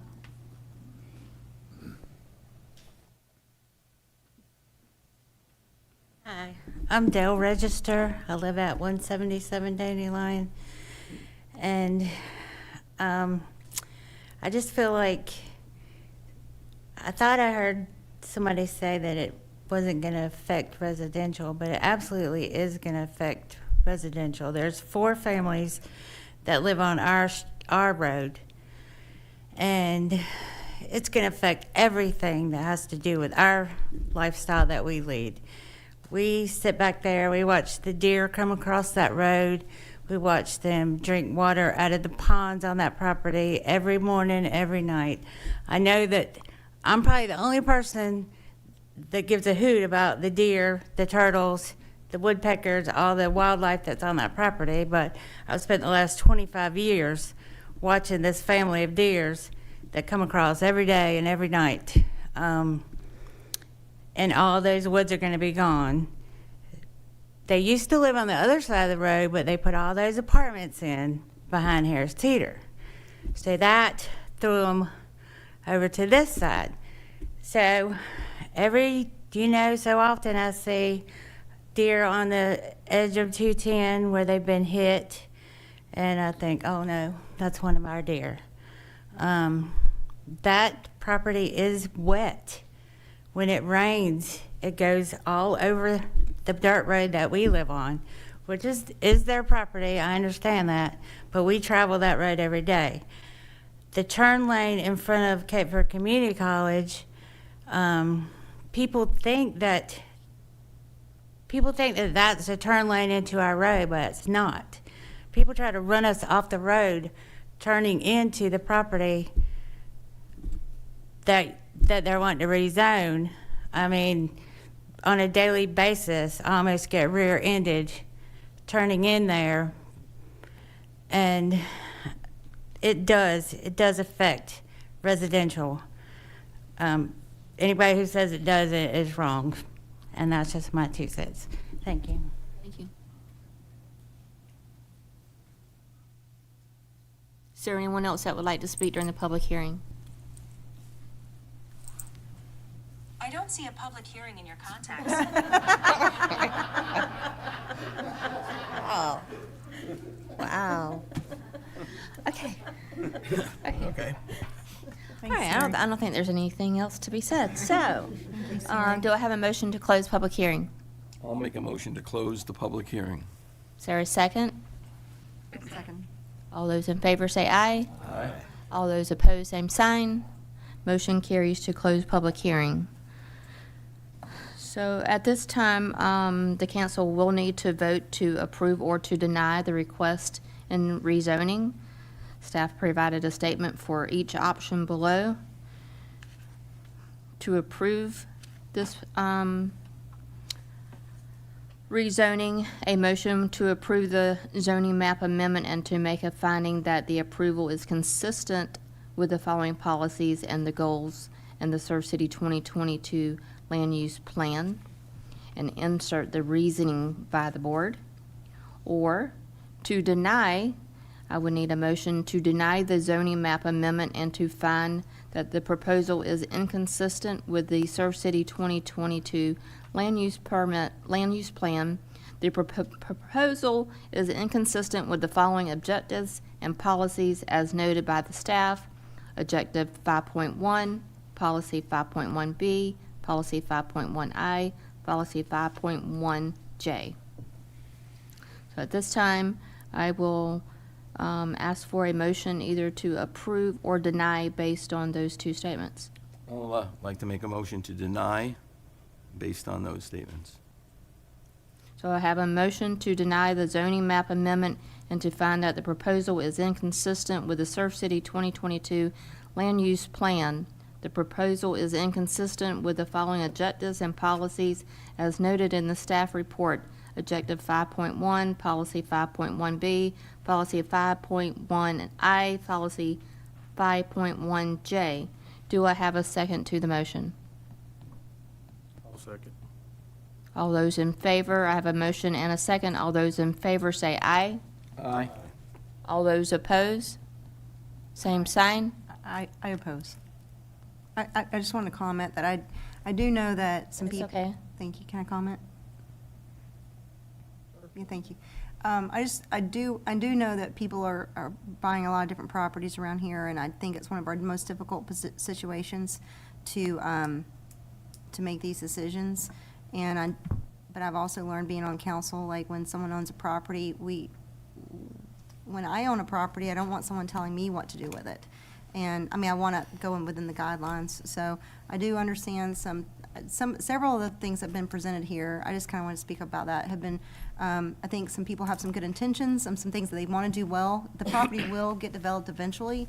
I've been part of this community since 1989, and so I've seen how it's changed, and it's been really hard to see some of it. But we know some of the land will be developed, and we want to work with people who are going to do it well. So I do think there's been some good intentions and some things presented here tonight, because that land won't stay, unfortunately, for the deer. I take care of the sea turtles. I moved in, or didn't move a nest, but I took care of a nest this morning. And do that for, it's hard for the community and for the environment we had. So I just want to speak up about that. It's really challenging how our growth is happening. It's happening to a lot of coastal communities.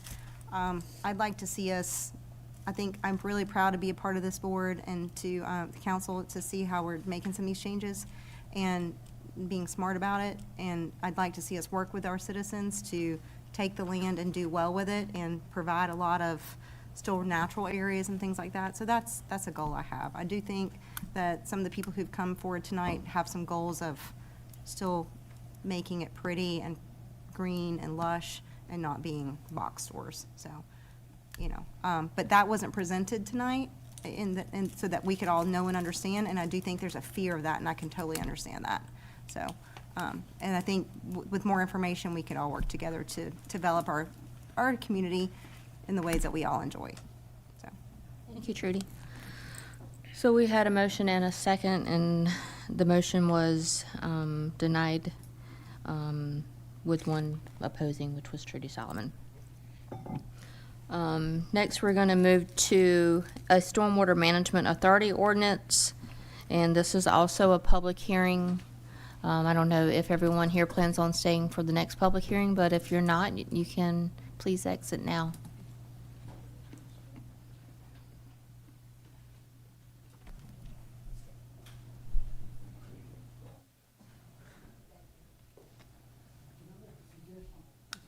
Not at this time.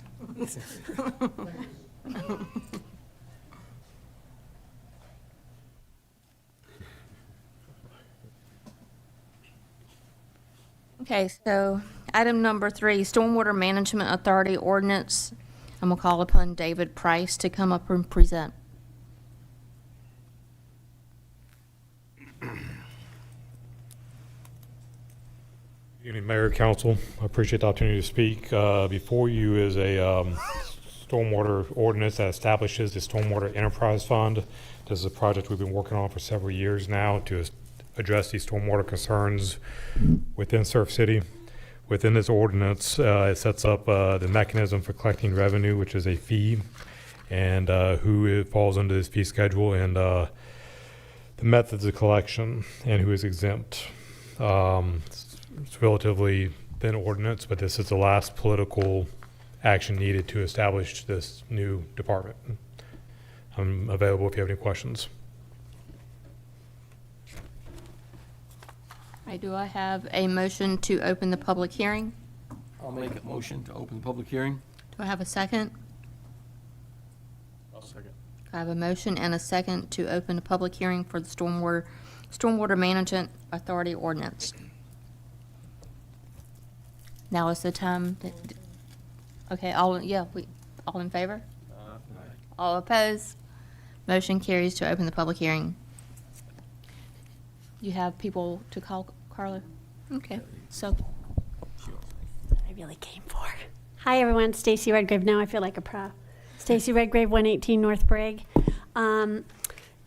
Price actually mentioned this to me several years ago. This is more than a few years, right? I feel like we talked about this in like 2018, 2019, so congratulations for finally getting it started.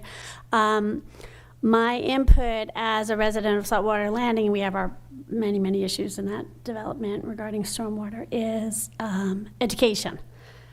If you are going to have an ordinance and there's going to be fees, we need to educate the residents of the town. And I think, is that, you're nodding your head, so I'm assuming that's something that's part of it, I hope? Yes, go ahead. Okay, excellent. Okay, so that's my biggest, I guess my biggest concern, because what I've seen over the last 7 years is people really just do not understand what stormwater management is. And they think, oh, well, it's just, get some of the algae out of the nope, it's not. It's a lot bigger. It's, to me, one of the most important things about living here. We live in saltwater landing is a low-density permit, so we're very reliant on our permit, and proper management is really important. So along with education, I feel like the HOA of every community has to be kind of pulled in. I feel like, and I don't know if it is or not, but since the homeowners associations are in charge of the permits with the DEQ, they have to be knowledgeable, and they have to be diligent. And that's what my observation in this town is, that you have HOA members who have no knowledge about what stormwater is, and things get lost, and BUAs get ignored, and built-upon area is very, very important. Built-upon area can't be ignored, and I think, again, part of this should be very strict, whether it's fines for those who abuse this.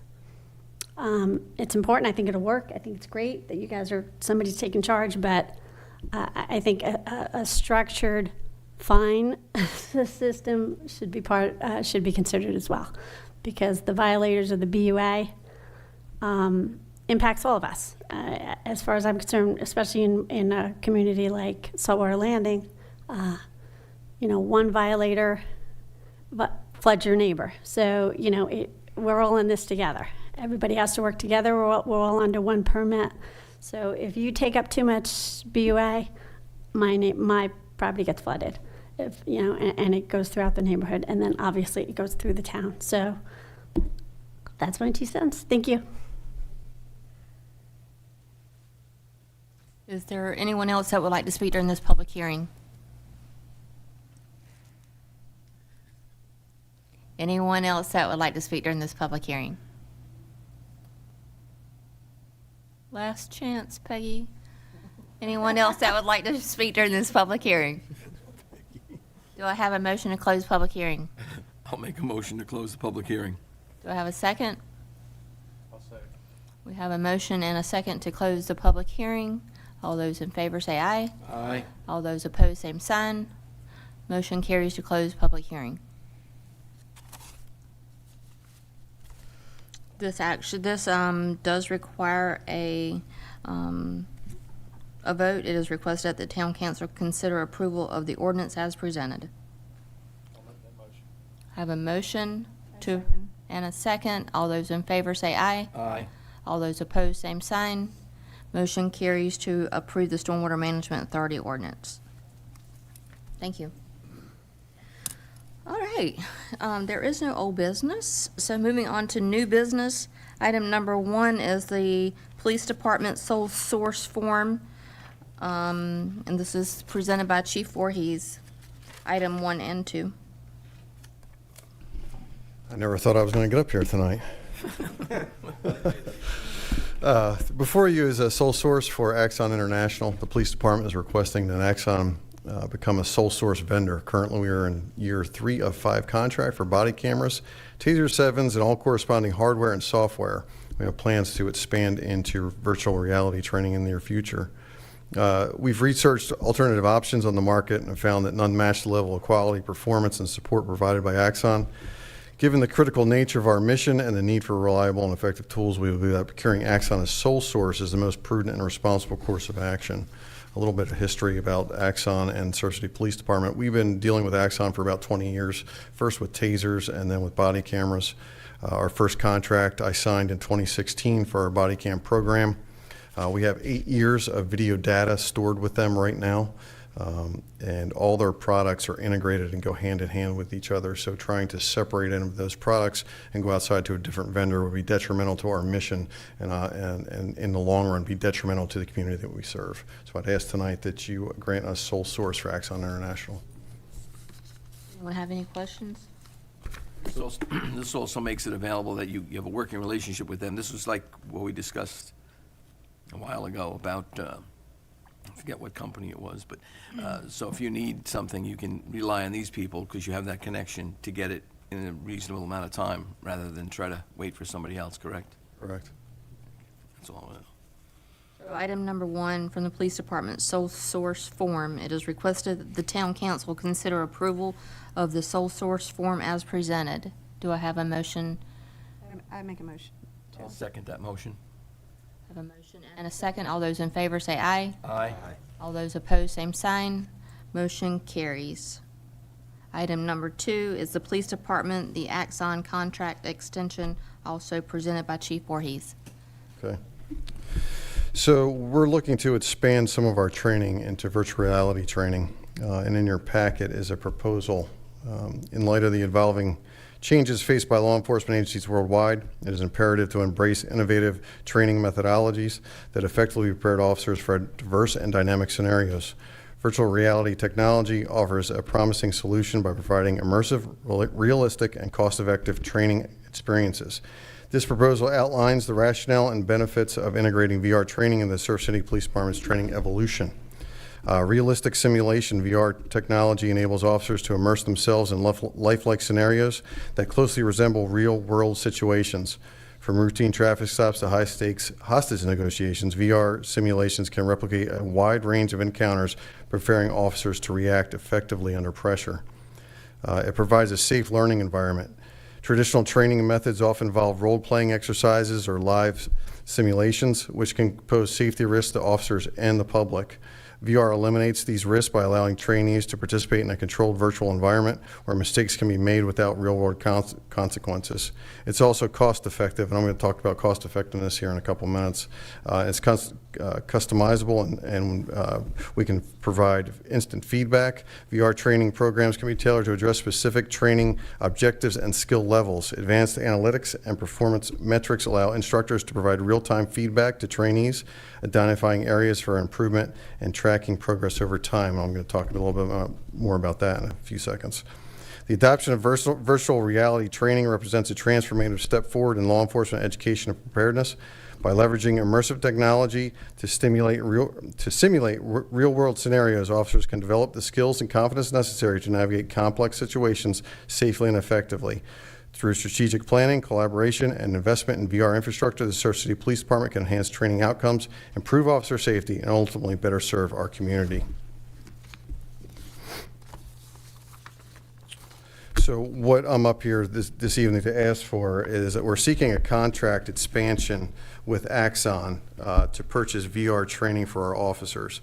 It's $15,000 over the next 2 years to purchase that and add that to our current contract. Right now, year one would be approximately $9,000, year two would be $6,000, and we have that money currently in our budget this fiscal year to pay for it. This training provides not only training for lethal force, but also community engagement scenarios that are fully immersive. Officers can train in encounters with deaf people, persons with autism, and they can also train in mental crisis and for de-escalation purposes. And where this really gets interesting is that the cost saving over switching a little bit to virtual reality away from live play scenarios. Currently, we train once a year and we do live scenarios with officers and use of force training.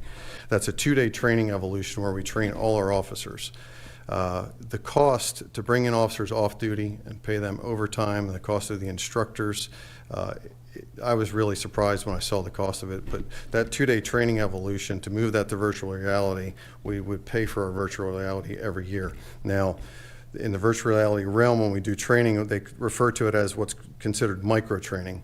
So instead of doing it once a year, we'd be doing training once a week. And we'd be doing it in about 30-minute increments at roll call, where officers would come in, they'd run through a scenario with their supervisor who'd be trained by Axon, run through it with other officers. They would then debrief and bring it up on the TV and be able to go back through and see exactly what happened, and debrief and talk about what they did wrong, what they did right, and how to improve. And then from there, they would immediately get in their car and be on patrol on the road. It'd be an ongoing training process, so it wouldn't be once a year and a perishable skill. It'd be something that we're continually training officers over and over again and preparing them for those scenarios that they're going to encounter on the street. I just think that this is the next step forward in training.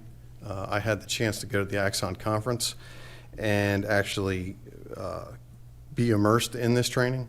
I was skeptical at first, but when I got in that simulator and actually put on that equipment and saw what they were offering and what they were doing with it, I was shocked, and it was something that I immediately wanted to bring back, share with the officers, and be able to train with them. Hopefully, if you do approve it, when we get it, I'd like to have you all come through and actually go through some of the scenarios in that virtual realm. It's pretty interesting, because once they submerge you in it, everything around you, 360 degrees, you're in that training environment. Everywhere you look, everything that you do is in the training environment. It's really interesting technology, and I think it can really help our officers be prepared for the future. So I'd ask. Is that training, question, I'm sorry, I know we want to get moving here. Is you said they do these in 30-minute increments. Is that once a year, or do they may do it twice a year? With a 30-minute training? Yeah. No, that'd be once a week. Oh, each officer? Each officer. Oh. At roll call. At roll call. So at roll call training, we submerge an officer in the training with his supervisor, who again will be trained by Axon. They have a tablet that they can see exactly what's going on in the training scenario with the officer. They run everybody through it, and then they can debrief everybody on exactly what happened. So, excuse me, so by having it in-house, like we own it, Mm-hmm. there's no travel, there's no overtime paid, there's no loss of an officer because he has to go to this school, and it's, like you say. So officers would complete the training when they're at work during roll call before they start their shift. So it would eliminate all of those things. Sounds exciting. Yep. I Make a mean, motion, we approve it. every situation, every situation that you run into on a daily basis is different. So it sounds like it's something that could benefit the safety of our officers as well as our residents and those that come in contact with us in just our daily business. So at this time, I would request that it is requested that the town council consider the approval of the contract extension as presented. I will make a motion to do such that. I have a motion. Do I have a second? A second. All those in favor say aye. Aye. All those opposed, same sign. Motion carries. Thank you. Thank you. Item number 3, Turtle Cave Villas LLC site plan. And there's 2 PIN numbers, 4234-9958730000 and PIN number 4234-996816-0000. And I will call upon Amy Combs, the town planner, to come back up and present.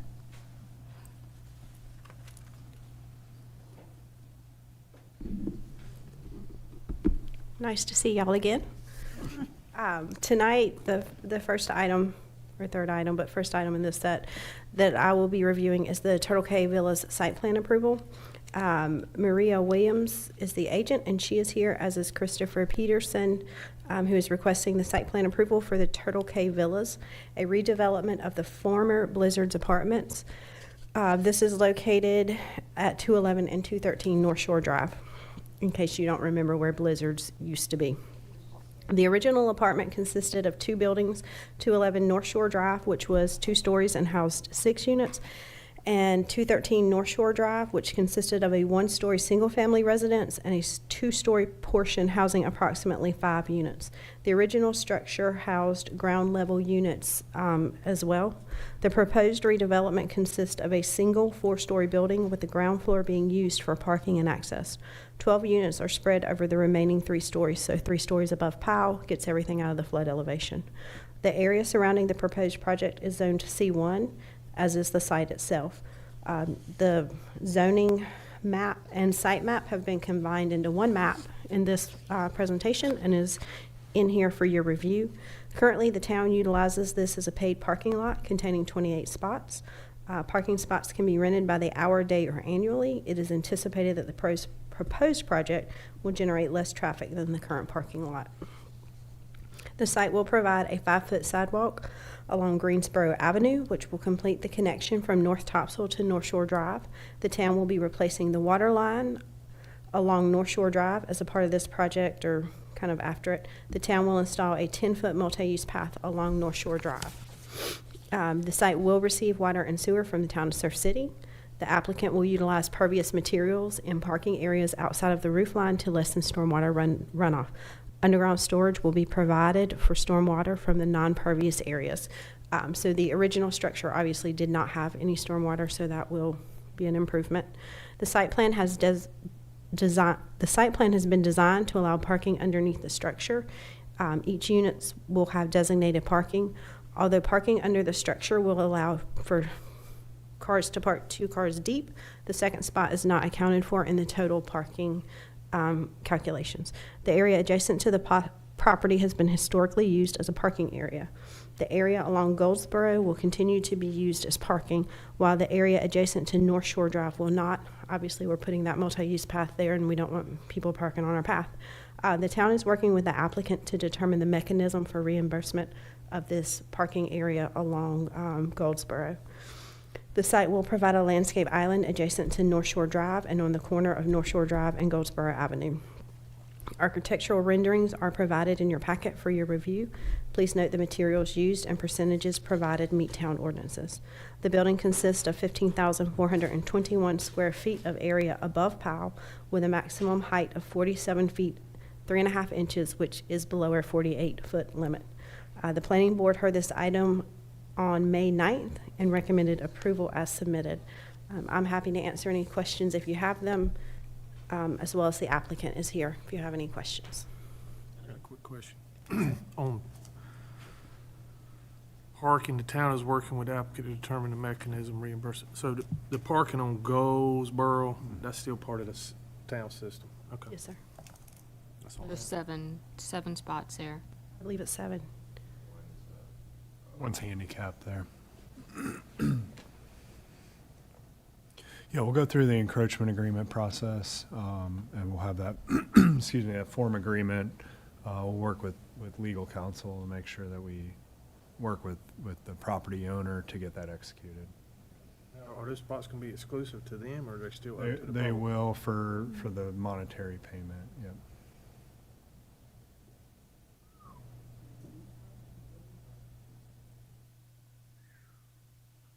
Well, there's no, I'm sorry, I didn't mean to. There's no, right now, there's not parking on Goldsboro Avenue in the right-of-way. There is just to the west of this, adjacent to the site behind it where New York Corner Deli is, but not on Goldsboro right now. Now, where we will lose parking is going to be along North Shore Drive, which has always historically been parking. But as Ms. Kimes had noted, the town plans on putting a new multi-use path that'll go from essentially Roland Avenue all the way north along North Shore. How's that gonna, I mean, you probably don't have the details, so don't, if you're still figuring it out, but is it, are those parking spaces still gonna be compensated as if people parking there on a regular basis, or are we cutting these out for them and working up It would be the way a that special agreement? the way that we've communicated with the applicant is that it would be directly with them through that encroachment agreement process.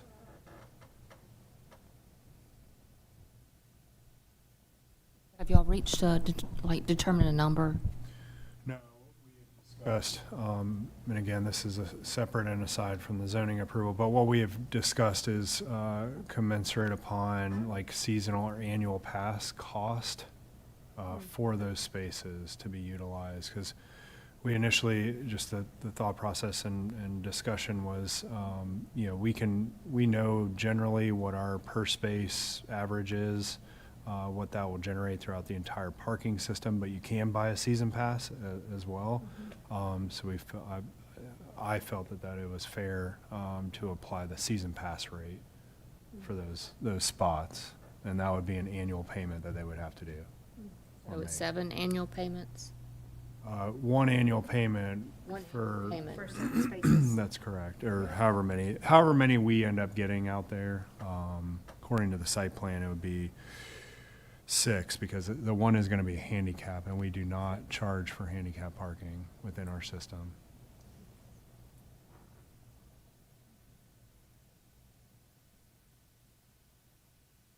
The applicant want to speak, does he agree to do that?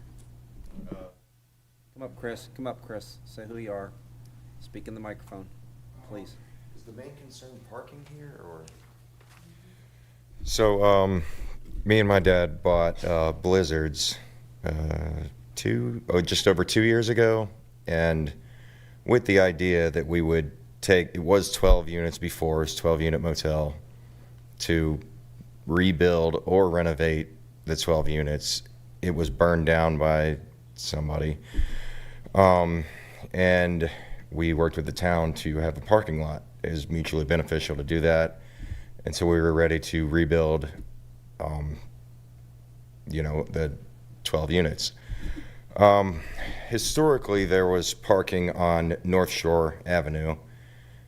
To my understanding, that was some of the only parking for blizzards. There's also parallel parking on Goldsboro Avenue for blizzards. I forgot about that, but there really was.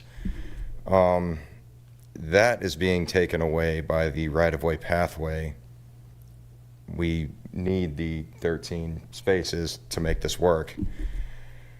So I spoke with Kyle, and it kind of made sense to, I guess, lease those 6 spaces at the same rate because they're in the right-of-way. Basically, we want to build something better than was there, make it nicer. So, is there any questions other than that, or? Yep, the idea was just to rebuild something nicer.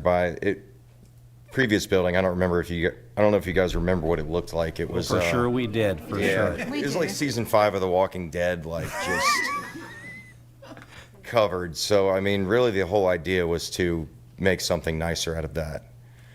That's what we're trying to do here. Hopefully you guys will approve that today. Thank you. Thank you.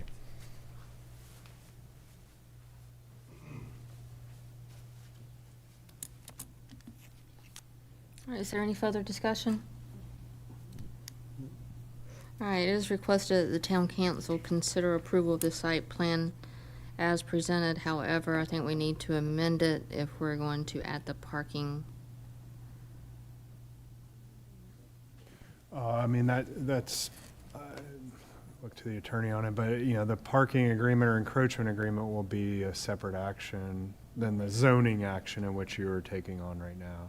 I think the idea was if you approve this, then we would work out the terms of the encroachment agreement. We didn't want to get the cart before the horse, and that will have terms, and it would all go before you before it was approved. Good deal. I'll make a motion to accept it as presented. I have a motion. Do I have a second?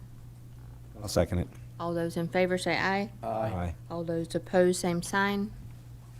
Motion carries. Site plan is approved. Next up is the proximity site plan 4235-15-9613-0000. Amy Kimes will present. So the next item that I'd like to present is the site plan approval for the proximity. Jeremy Blair, on behalf of the Proximity Surf City LLC, is here. If you have any specific questions for him later on. And he is requesting site approval for the site. The apartment complex consists of a mix of apartment, townhome, and carriage buildings. So there will be 4 carriage house units, so 2 buildings with 2 units each. There will be 60 townhomes, so 10 buildings with 6 units per building. 336 apartments. Those are spread over 12 buildings. The 12 buildings vary in size, which creates a total of 400 units with the below bedroom count, which is 166 one-bedroom units, 210 two-bedroom units, and 24 three-bedroom units. The site also provides 5 garages, which include 36 covered spaces total, a residential trash compactor and recycling station, and a clubhouse with pool. For the zoning, this zoning is zoned MFC, which allows residential condominiums, townhomes, and multifamily development as a permitted use. The property to the east side of Coretta is also zoned MFC, while the south side of Tortuga Drive is mixed use and rural agriculture. And the adjacent Pender County zoning to the north and east is rural performance. There is a site plan and zoning map provided in your packet tonight.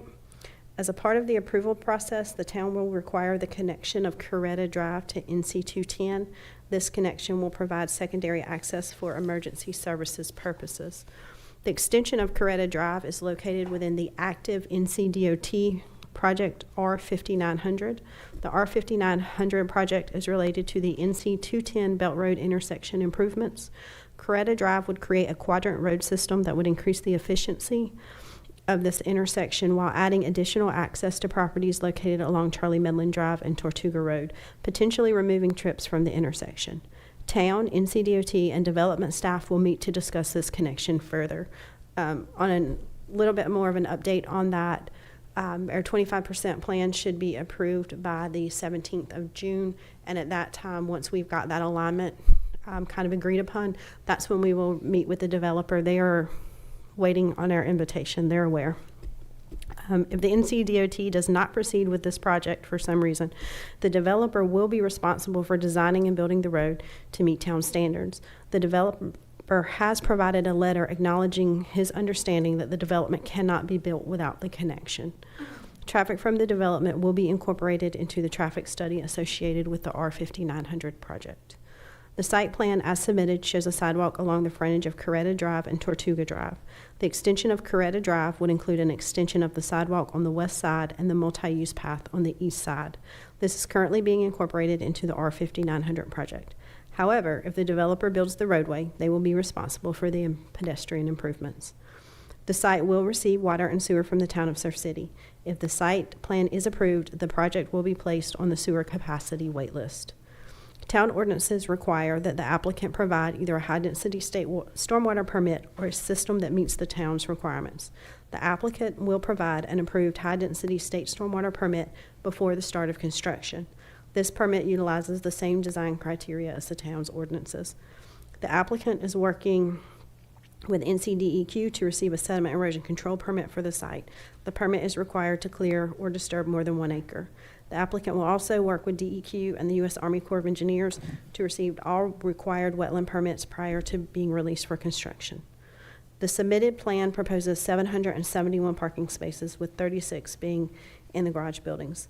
The number of parking spaces exceeds the minimum requirement by 125 spaces, but does not exceed the maximum requirement. The buffer shown on the plan meets the town ordinances. If any of the existing trees are not able to remain, additional landscaping will be provided. MFC zoning requires that the site provide 30% open space. The applicant proposes approximately 51% open space. The architectural design will be complementary to the existing Bishop Creek apartments. The planning board heard this item at the May 9th, 2024 meeting and recommends approval as submitted, with the condition that the developer cannot receive building permits until the road design is complete and under construction. If you have any questions, I'm happy to ask them, especially you, Mr. Shugarts. You know my history of these developments that they say they're going to do and they don't do, and then we have to go back. So are you going to, I just want to make sure I'm straight, are they going to start, build, and finish Coretta Drive before their building permit? That is a multifaceted question, and I appreciate it. So yes and no. It depends. So there's an option A and there's an option B. In option A, the NCDOT builds the road, and they're the ones doing the design, the permitting, and the actual construction. In option A, there's a public-private partnership in which the applicant partners with the NCDOT, whether that is by giving right-of-way, whether that is by paying some of the money into it because they would have been required. That will be worked out between the NCDOT and the developer in a private-public partnership. Option B is the NCDOT, for whatever reason, says, nope, we're no longer doing this. We love the traffic at the beach. It's great. And then they have to provide that design prior to receiving any COs. Design is not built, though, right? Design and build. I'm sorry. Design and build, okay. Everything falls back onto them. So what are their names again? I'm sorry, what were their names? Jeremy Blair is Oh, Jeremy, that's a great name, by the way. I love that name, okay? Jeremy is their design engineer, and Obviously, we're not trying to give you a hard time. I just like some stuff done before we move to the next level of life here. You know what I'm saying? So there is a letter in there stating, not just their word, but there is an actual written document that we have that they have agreed to that condition. Okay, Amy, you know what's going to happen if we go out. I am gonna hold that What is tight. the estimated time frame that we're going to see Coretta Drive to where we can drive on it? That's a good question, depending on where it falls in the step. So if it falls out of the step, even if the DOT was saying, hey, we're going to build this, but it's no longer funded, it would fall back on the developer. So the developer can make a decision at that point, right? They can either decide we're going to go ahead and build it ourselves and we're going to move forward, or we're going to sit on this piece of property and hold it for another year or two while the DOT completes this process. But they can't move forward without the road connection, whether they do it or the DOT. So if for some reason they decided we've got sewer capacity and we've got to build this tomorrow, then they would be on the hook for building the road. Before they get a building permit. The way that I have it is no building permits until the road design is complete and under construction, not completed construction, but under construction, because you figure a road that length isn't going to take a significant amount of time. So if we start construction, we're looking at 9 months or so before the first building is occupied. If construction of the road has started, then it should work out well. Like that. I do too. Sure. Okay. Is there any further discussion? All right, it is requested that the town council consider approval of the site plan as presented. Do I have a motion to approve? I'll make a motion to approve it, excuse me, as presented. A second. I have a motion and a second. All in favor say aye. Aye. All opposed, same sign. Opposed? Okay, cool. Motion carries. Next item is High Tides and Good Vibes LLC site plan 4235-35-9021-000, and Amy Kimes will present. I would like to wrap up tonight from my part with the site plan approval of the MC Highway 50 Amusement Center. So we have, Mr. Frankie Williams is here with this project. High Tides and Good Vibes is located at 13971 NC Highway 50, which is zoned C3 Extended Commercial District. They are requesting site plan approval for this family entertainment center, which is a redevelopment of an existing manufactured home park. The existing park consists of 12 manufactured homes on the front half of the property, while the remaining portion was undeveloped. The proposed plan consists of a 39,050 square foot building containing bowling lanes, arcade games, axe throwing, a ropes course, and a restaurant with outdoor seating. The subject property, as I mentioned, is Zone C3, which will allow indoor amusement centers and restaurants as a permitted use. The property to the north, south, and east is Zone C3, while the property to the west is zoned rural agriculture. That is shown on your vicinity and zoning map in your packet. The NCDOT was asked to provide a trip generation based on the submitted project description. The definition of a multi-purpose recreational facility most closely aligns with this use. The proposed trip generation would not require a TIA. Based on the proposed trip generation, a right turn lane would be required at this site. That is a preliminary determination and is not a final. For the NCDOT, it is their street, and they will make the final determination on what is required at the access point. They will also go back through and review this trip generation to ensure that it most closely aligns with the proposed project. A sidewalk exists along NC 5210. Any damage to that sidewalk during construction would be replaced, and then the site provides a sidewalk that connects that sidewalk to the front of the building entrance. The site will receive water and sewer from the town of Surf City. Town ordinances require the applicant to provide either a high-density state stormwater permit or a system that meets our requirements. They will be providing a state stormwater permit, and they will also provide a sediment and erosion control permit prior to clearing more than an acre. The submitted plan proposes 202 parking spaces. This is just below the maximum requirement of 211 parking spaces. The buffer shown on the plan meets the town's ordinances. They are planning to use some existing trees as a part of that buffer. If those trees are damaged or have to be removed, then additional landscape will be added to make sure that it meets our requirements. The architectural renderings are provided for your review. Please note that the materials used and the percentages provided meet the town ordinances. Planning Board heard this item on May 9th and recommended approval as submitted. I'm happy to answer any questions if you have them. DOT would say if they're allowed a left turn out? Correct. So they theoretically, so you've got a left turn lane already in there because you've got the center turn lane that we currently have. The DOT could limit their access and not allow a full access. I would anticipate a right turn lane, the size to be determined once they submit all their information, but they could limit to a right in, right out. Worst case scenario, they would take a right out, go through the roundabout, and go back. Yeah, up. worst case would be a right in, right out. They could do full access, or they could do a limit in between. But that would be their decision. Anyone else have any questions? Yeah. She has her team ready. If there's no questions at this time, it is requested that the town council consider approval of the site plan as presented. I'll make a motion to approve it as the site plan is recommended. There's a motion. Do I have a second? I second it. All those in favor say aye. Aye. All those opposed, same sign. Motion carries. Thank you, Amy. Thank you. Y'all have a nice evening. All right, item 6 is the budget ordinance amendment for the Stormwater Fund 54, and Kyle will present. Thank you, Madam Mayor and fellow council members. The next two items are directly tied to each other. These are to close out our South Shore Stormwater project. The delays with the contractor have required additional work on the construction administration side.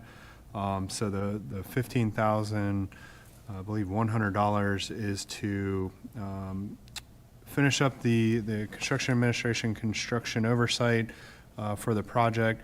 This money will be recouped through the liquidated damages portion of our contract with the actual construction contractor. We just I can't use that money until it is received. So we have to obligate the funds to pay WK Dixon for their services, and then we will see this money plus more come back from the actual contractor through the liquidated damage process. So the next two items are strictly to move those monies within the budget. So item number 6 Item number 6. Yep. is requested that the town council consider approval of the budget ordinance amendment as presented. I need a motion. I make a motion to just do just that. Yes, I second. All those in favor say aye. Aye. All those opposed, same sign. Motion carries for the Stormwater Fund 54. Item number 7, budget ordinance amendment, Stormwater Fund 10. I don't really have any additional explanation for it. Basically the same thing. It's moving the money back into the actual project line item from the general fund. Okay, anyone have any questions? Nope. At this time, it's requested that town council consider approval of the budget ordinance amendment as presented.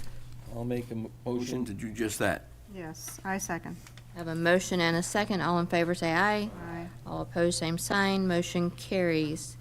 Item 9, Resilient Coastal Communities Program Grant, and Kyle's going to present. Thank you again, Madam Mayor. So the North Carolina Resilient Coastal Communities Program, as you all know, we have successfully moved through all 3 phases of that program.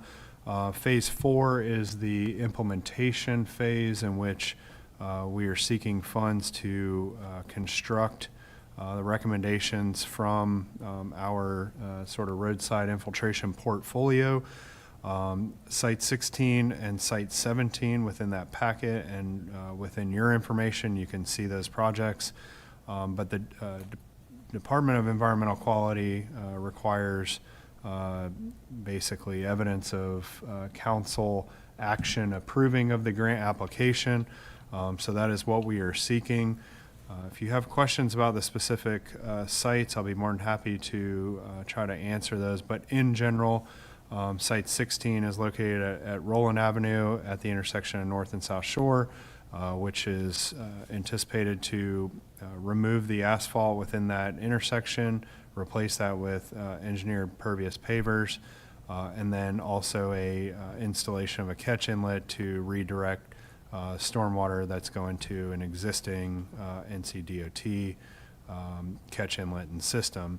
Site 17 is the Mecklenburg Avenue, North Topsail Drive, and the Delmar area. And this is, again, the disconnection of impervious surfaces by removing the asphalt, replacing with pervious pavers. There's also a recommended ditch section that will lead to a bioswale for the natural infiltration back into the soils.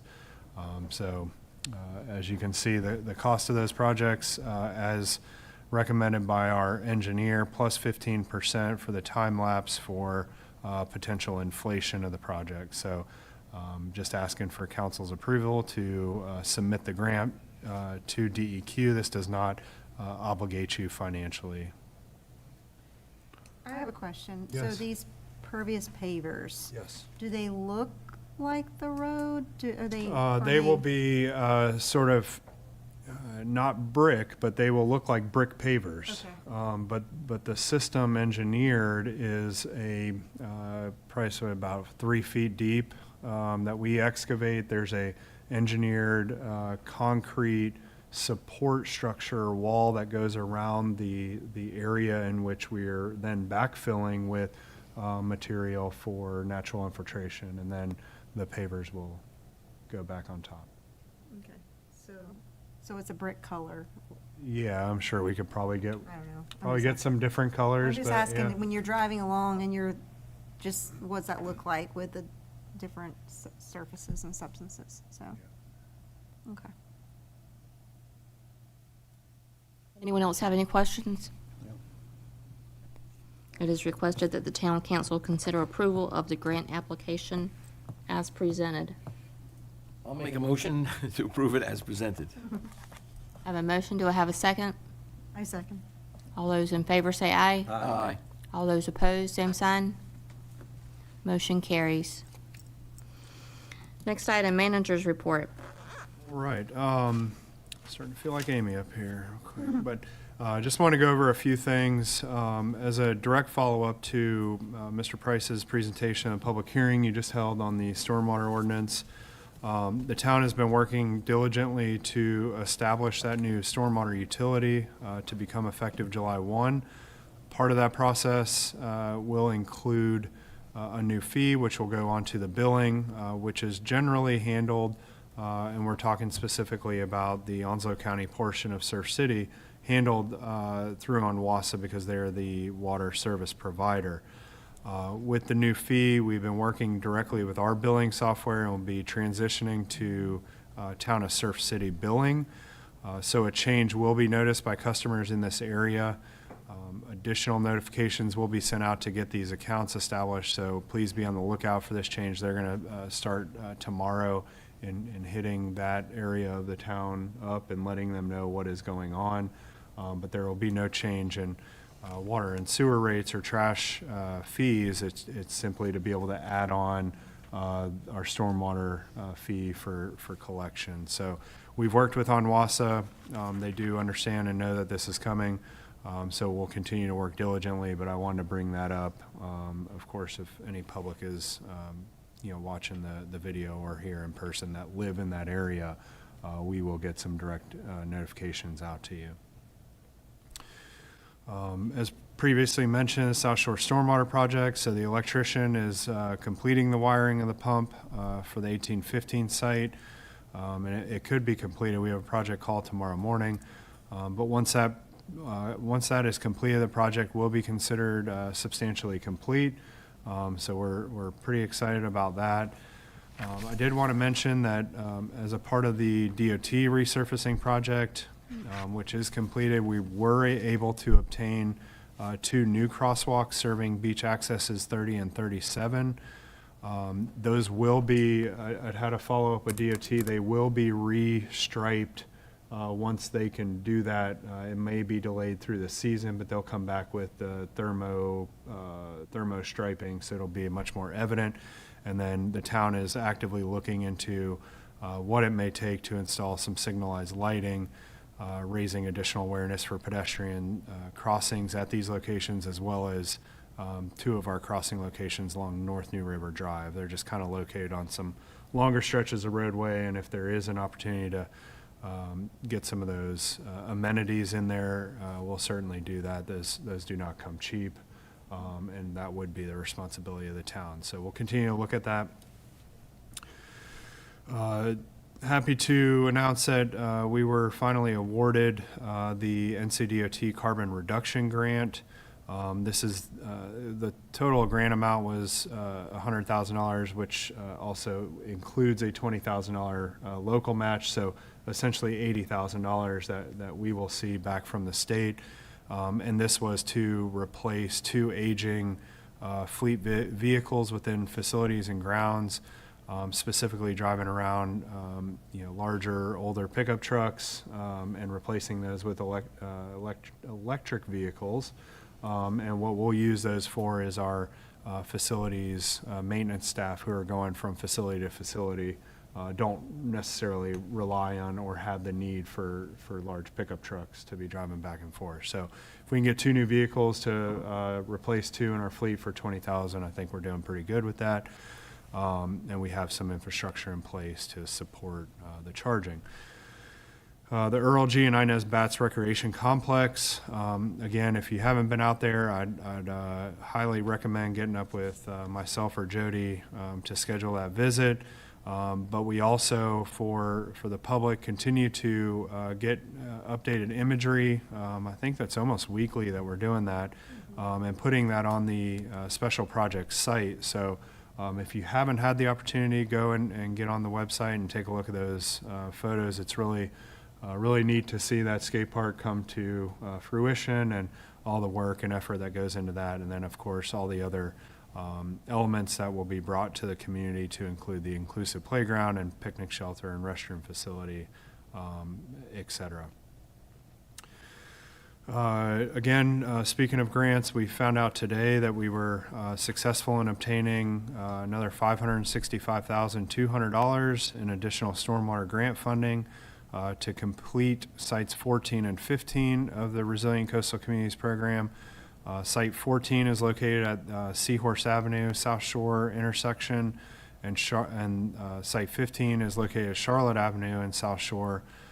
The Seahorse site will include the installation of pervious pavers, again, to replace the asphalt in the intersection, also include a catch inlet and infiltration chambers.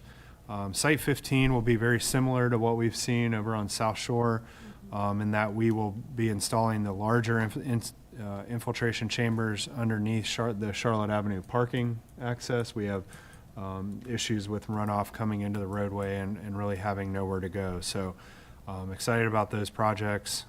That funding is through North Carolina Division of Public Safety or North Carolina Emergency Management.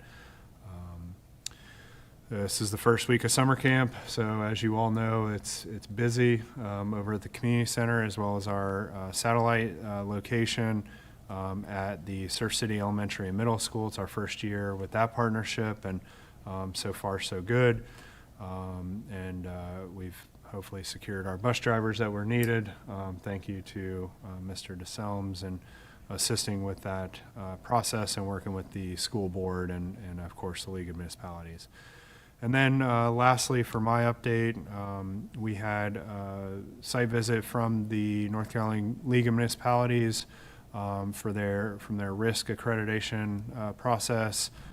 They look at our police department and accredit our police department, and the chief let me know that process went well, and we will anticipate official word on the approval of our reaccreditation through the league, recognizing all of the good work that they're doing over there. So with that, Madam Mayor, I'll be happy to answer any questions that you have. Got a lot going on. So. All right. Who wants to go first? I'll say it. Oh, wait. No, Brett. Let's go to Brett. Let's go to Brett first. You have anything? Okay. I just want to say the mayor is going to give the 3 ladies who stuck it out I know free it. dinner God. tonight. Thank you. Free dinner. She's going to get you free, maybe not tonight, in the future, free dinner. We got some Skittles. How about that? Some Skittles. You guys win the door prize. You got anything? Nope, good. I do real quick. I just want to say, I want to ask Miss Peggy if, when they get to bowling alley, if I can be on your and Dean's team. Yeah. Deepwater D. Okay. Trudy? There's so much going on, but I'm going to say it real quick. I'm sorry. there's so much on this agenda. Obviously, it took us a few hours to get through some things. I was happy to see the room full of people tonight. That's good when we see our town being involved and speaking out. That's the best thing ever. This is, something I'm still learning. I did comment earlier about land use and things. So we know our towns continue to grow, and I just want to work with our neighbors to do it well. So that's the goal for that. And I wanted to talk about, I commented that I work with this lady right here to take care of the sea turtles on the beach. And our turtles are nesting. We have our 16th, I think we had 16 today, nest on the island. And so we do ask that our beachfront people help us out a lot with their lighting and keep their lights off. It's really important. And that would be super wonderful for people to pay attention to that in the evenings and keep your deck lights off. That's it. So, thank you. Just like to thank everybody for coming out. Obviously, we had a packed house tonight, and for good reasons, but that's about it I got. But thank you very much for coming out. All right, so I'll be quick too. So, congratulations to all of our seniors that live in our area for graduating. I was going to say that too. I want to say that 2 years ago, maybe 1.5 years ago, we did a comprehensive land use plan. This isn't it, but it's probably as thick as this, much bigger. That is our Bible. Yes. That's what we go by. We paid a lot of money. It was a lot of taxpayers' money for that comprehensive land use plan. A lot of time and effort went into it, and we need to remain consistent. If you get off of consistency and you start allowing, well, let's do this and let's move it here. That's why on the island you can't have livestock, because there are restrictions. You just can't do exactly what you want to do on your property when there is a Bible in place. So I think that's what a lot of people need to realize, that we try to work with everyone, but there are guidelines that we do have to live by, or else someone will say someone got favoritism, and we try not to do that. So that's pretty much all I got to say. I really thank everyone for their time, and for you three ladies for sticking it out with us. It was awesome. Motion to adjourn? Make a motion to adjourn. Second. All those in favor say aye. Motion carries.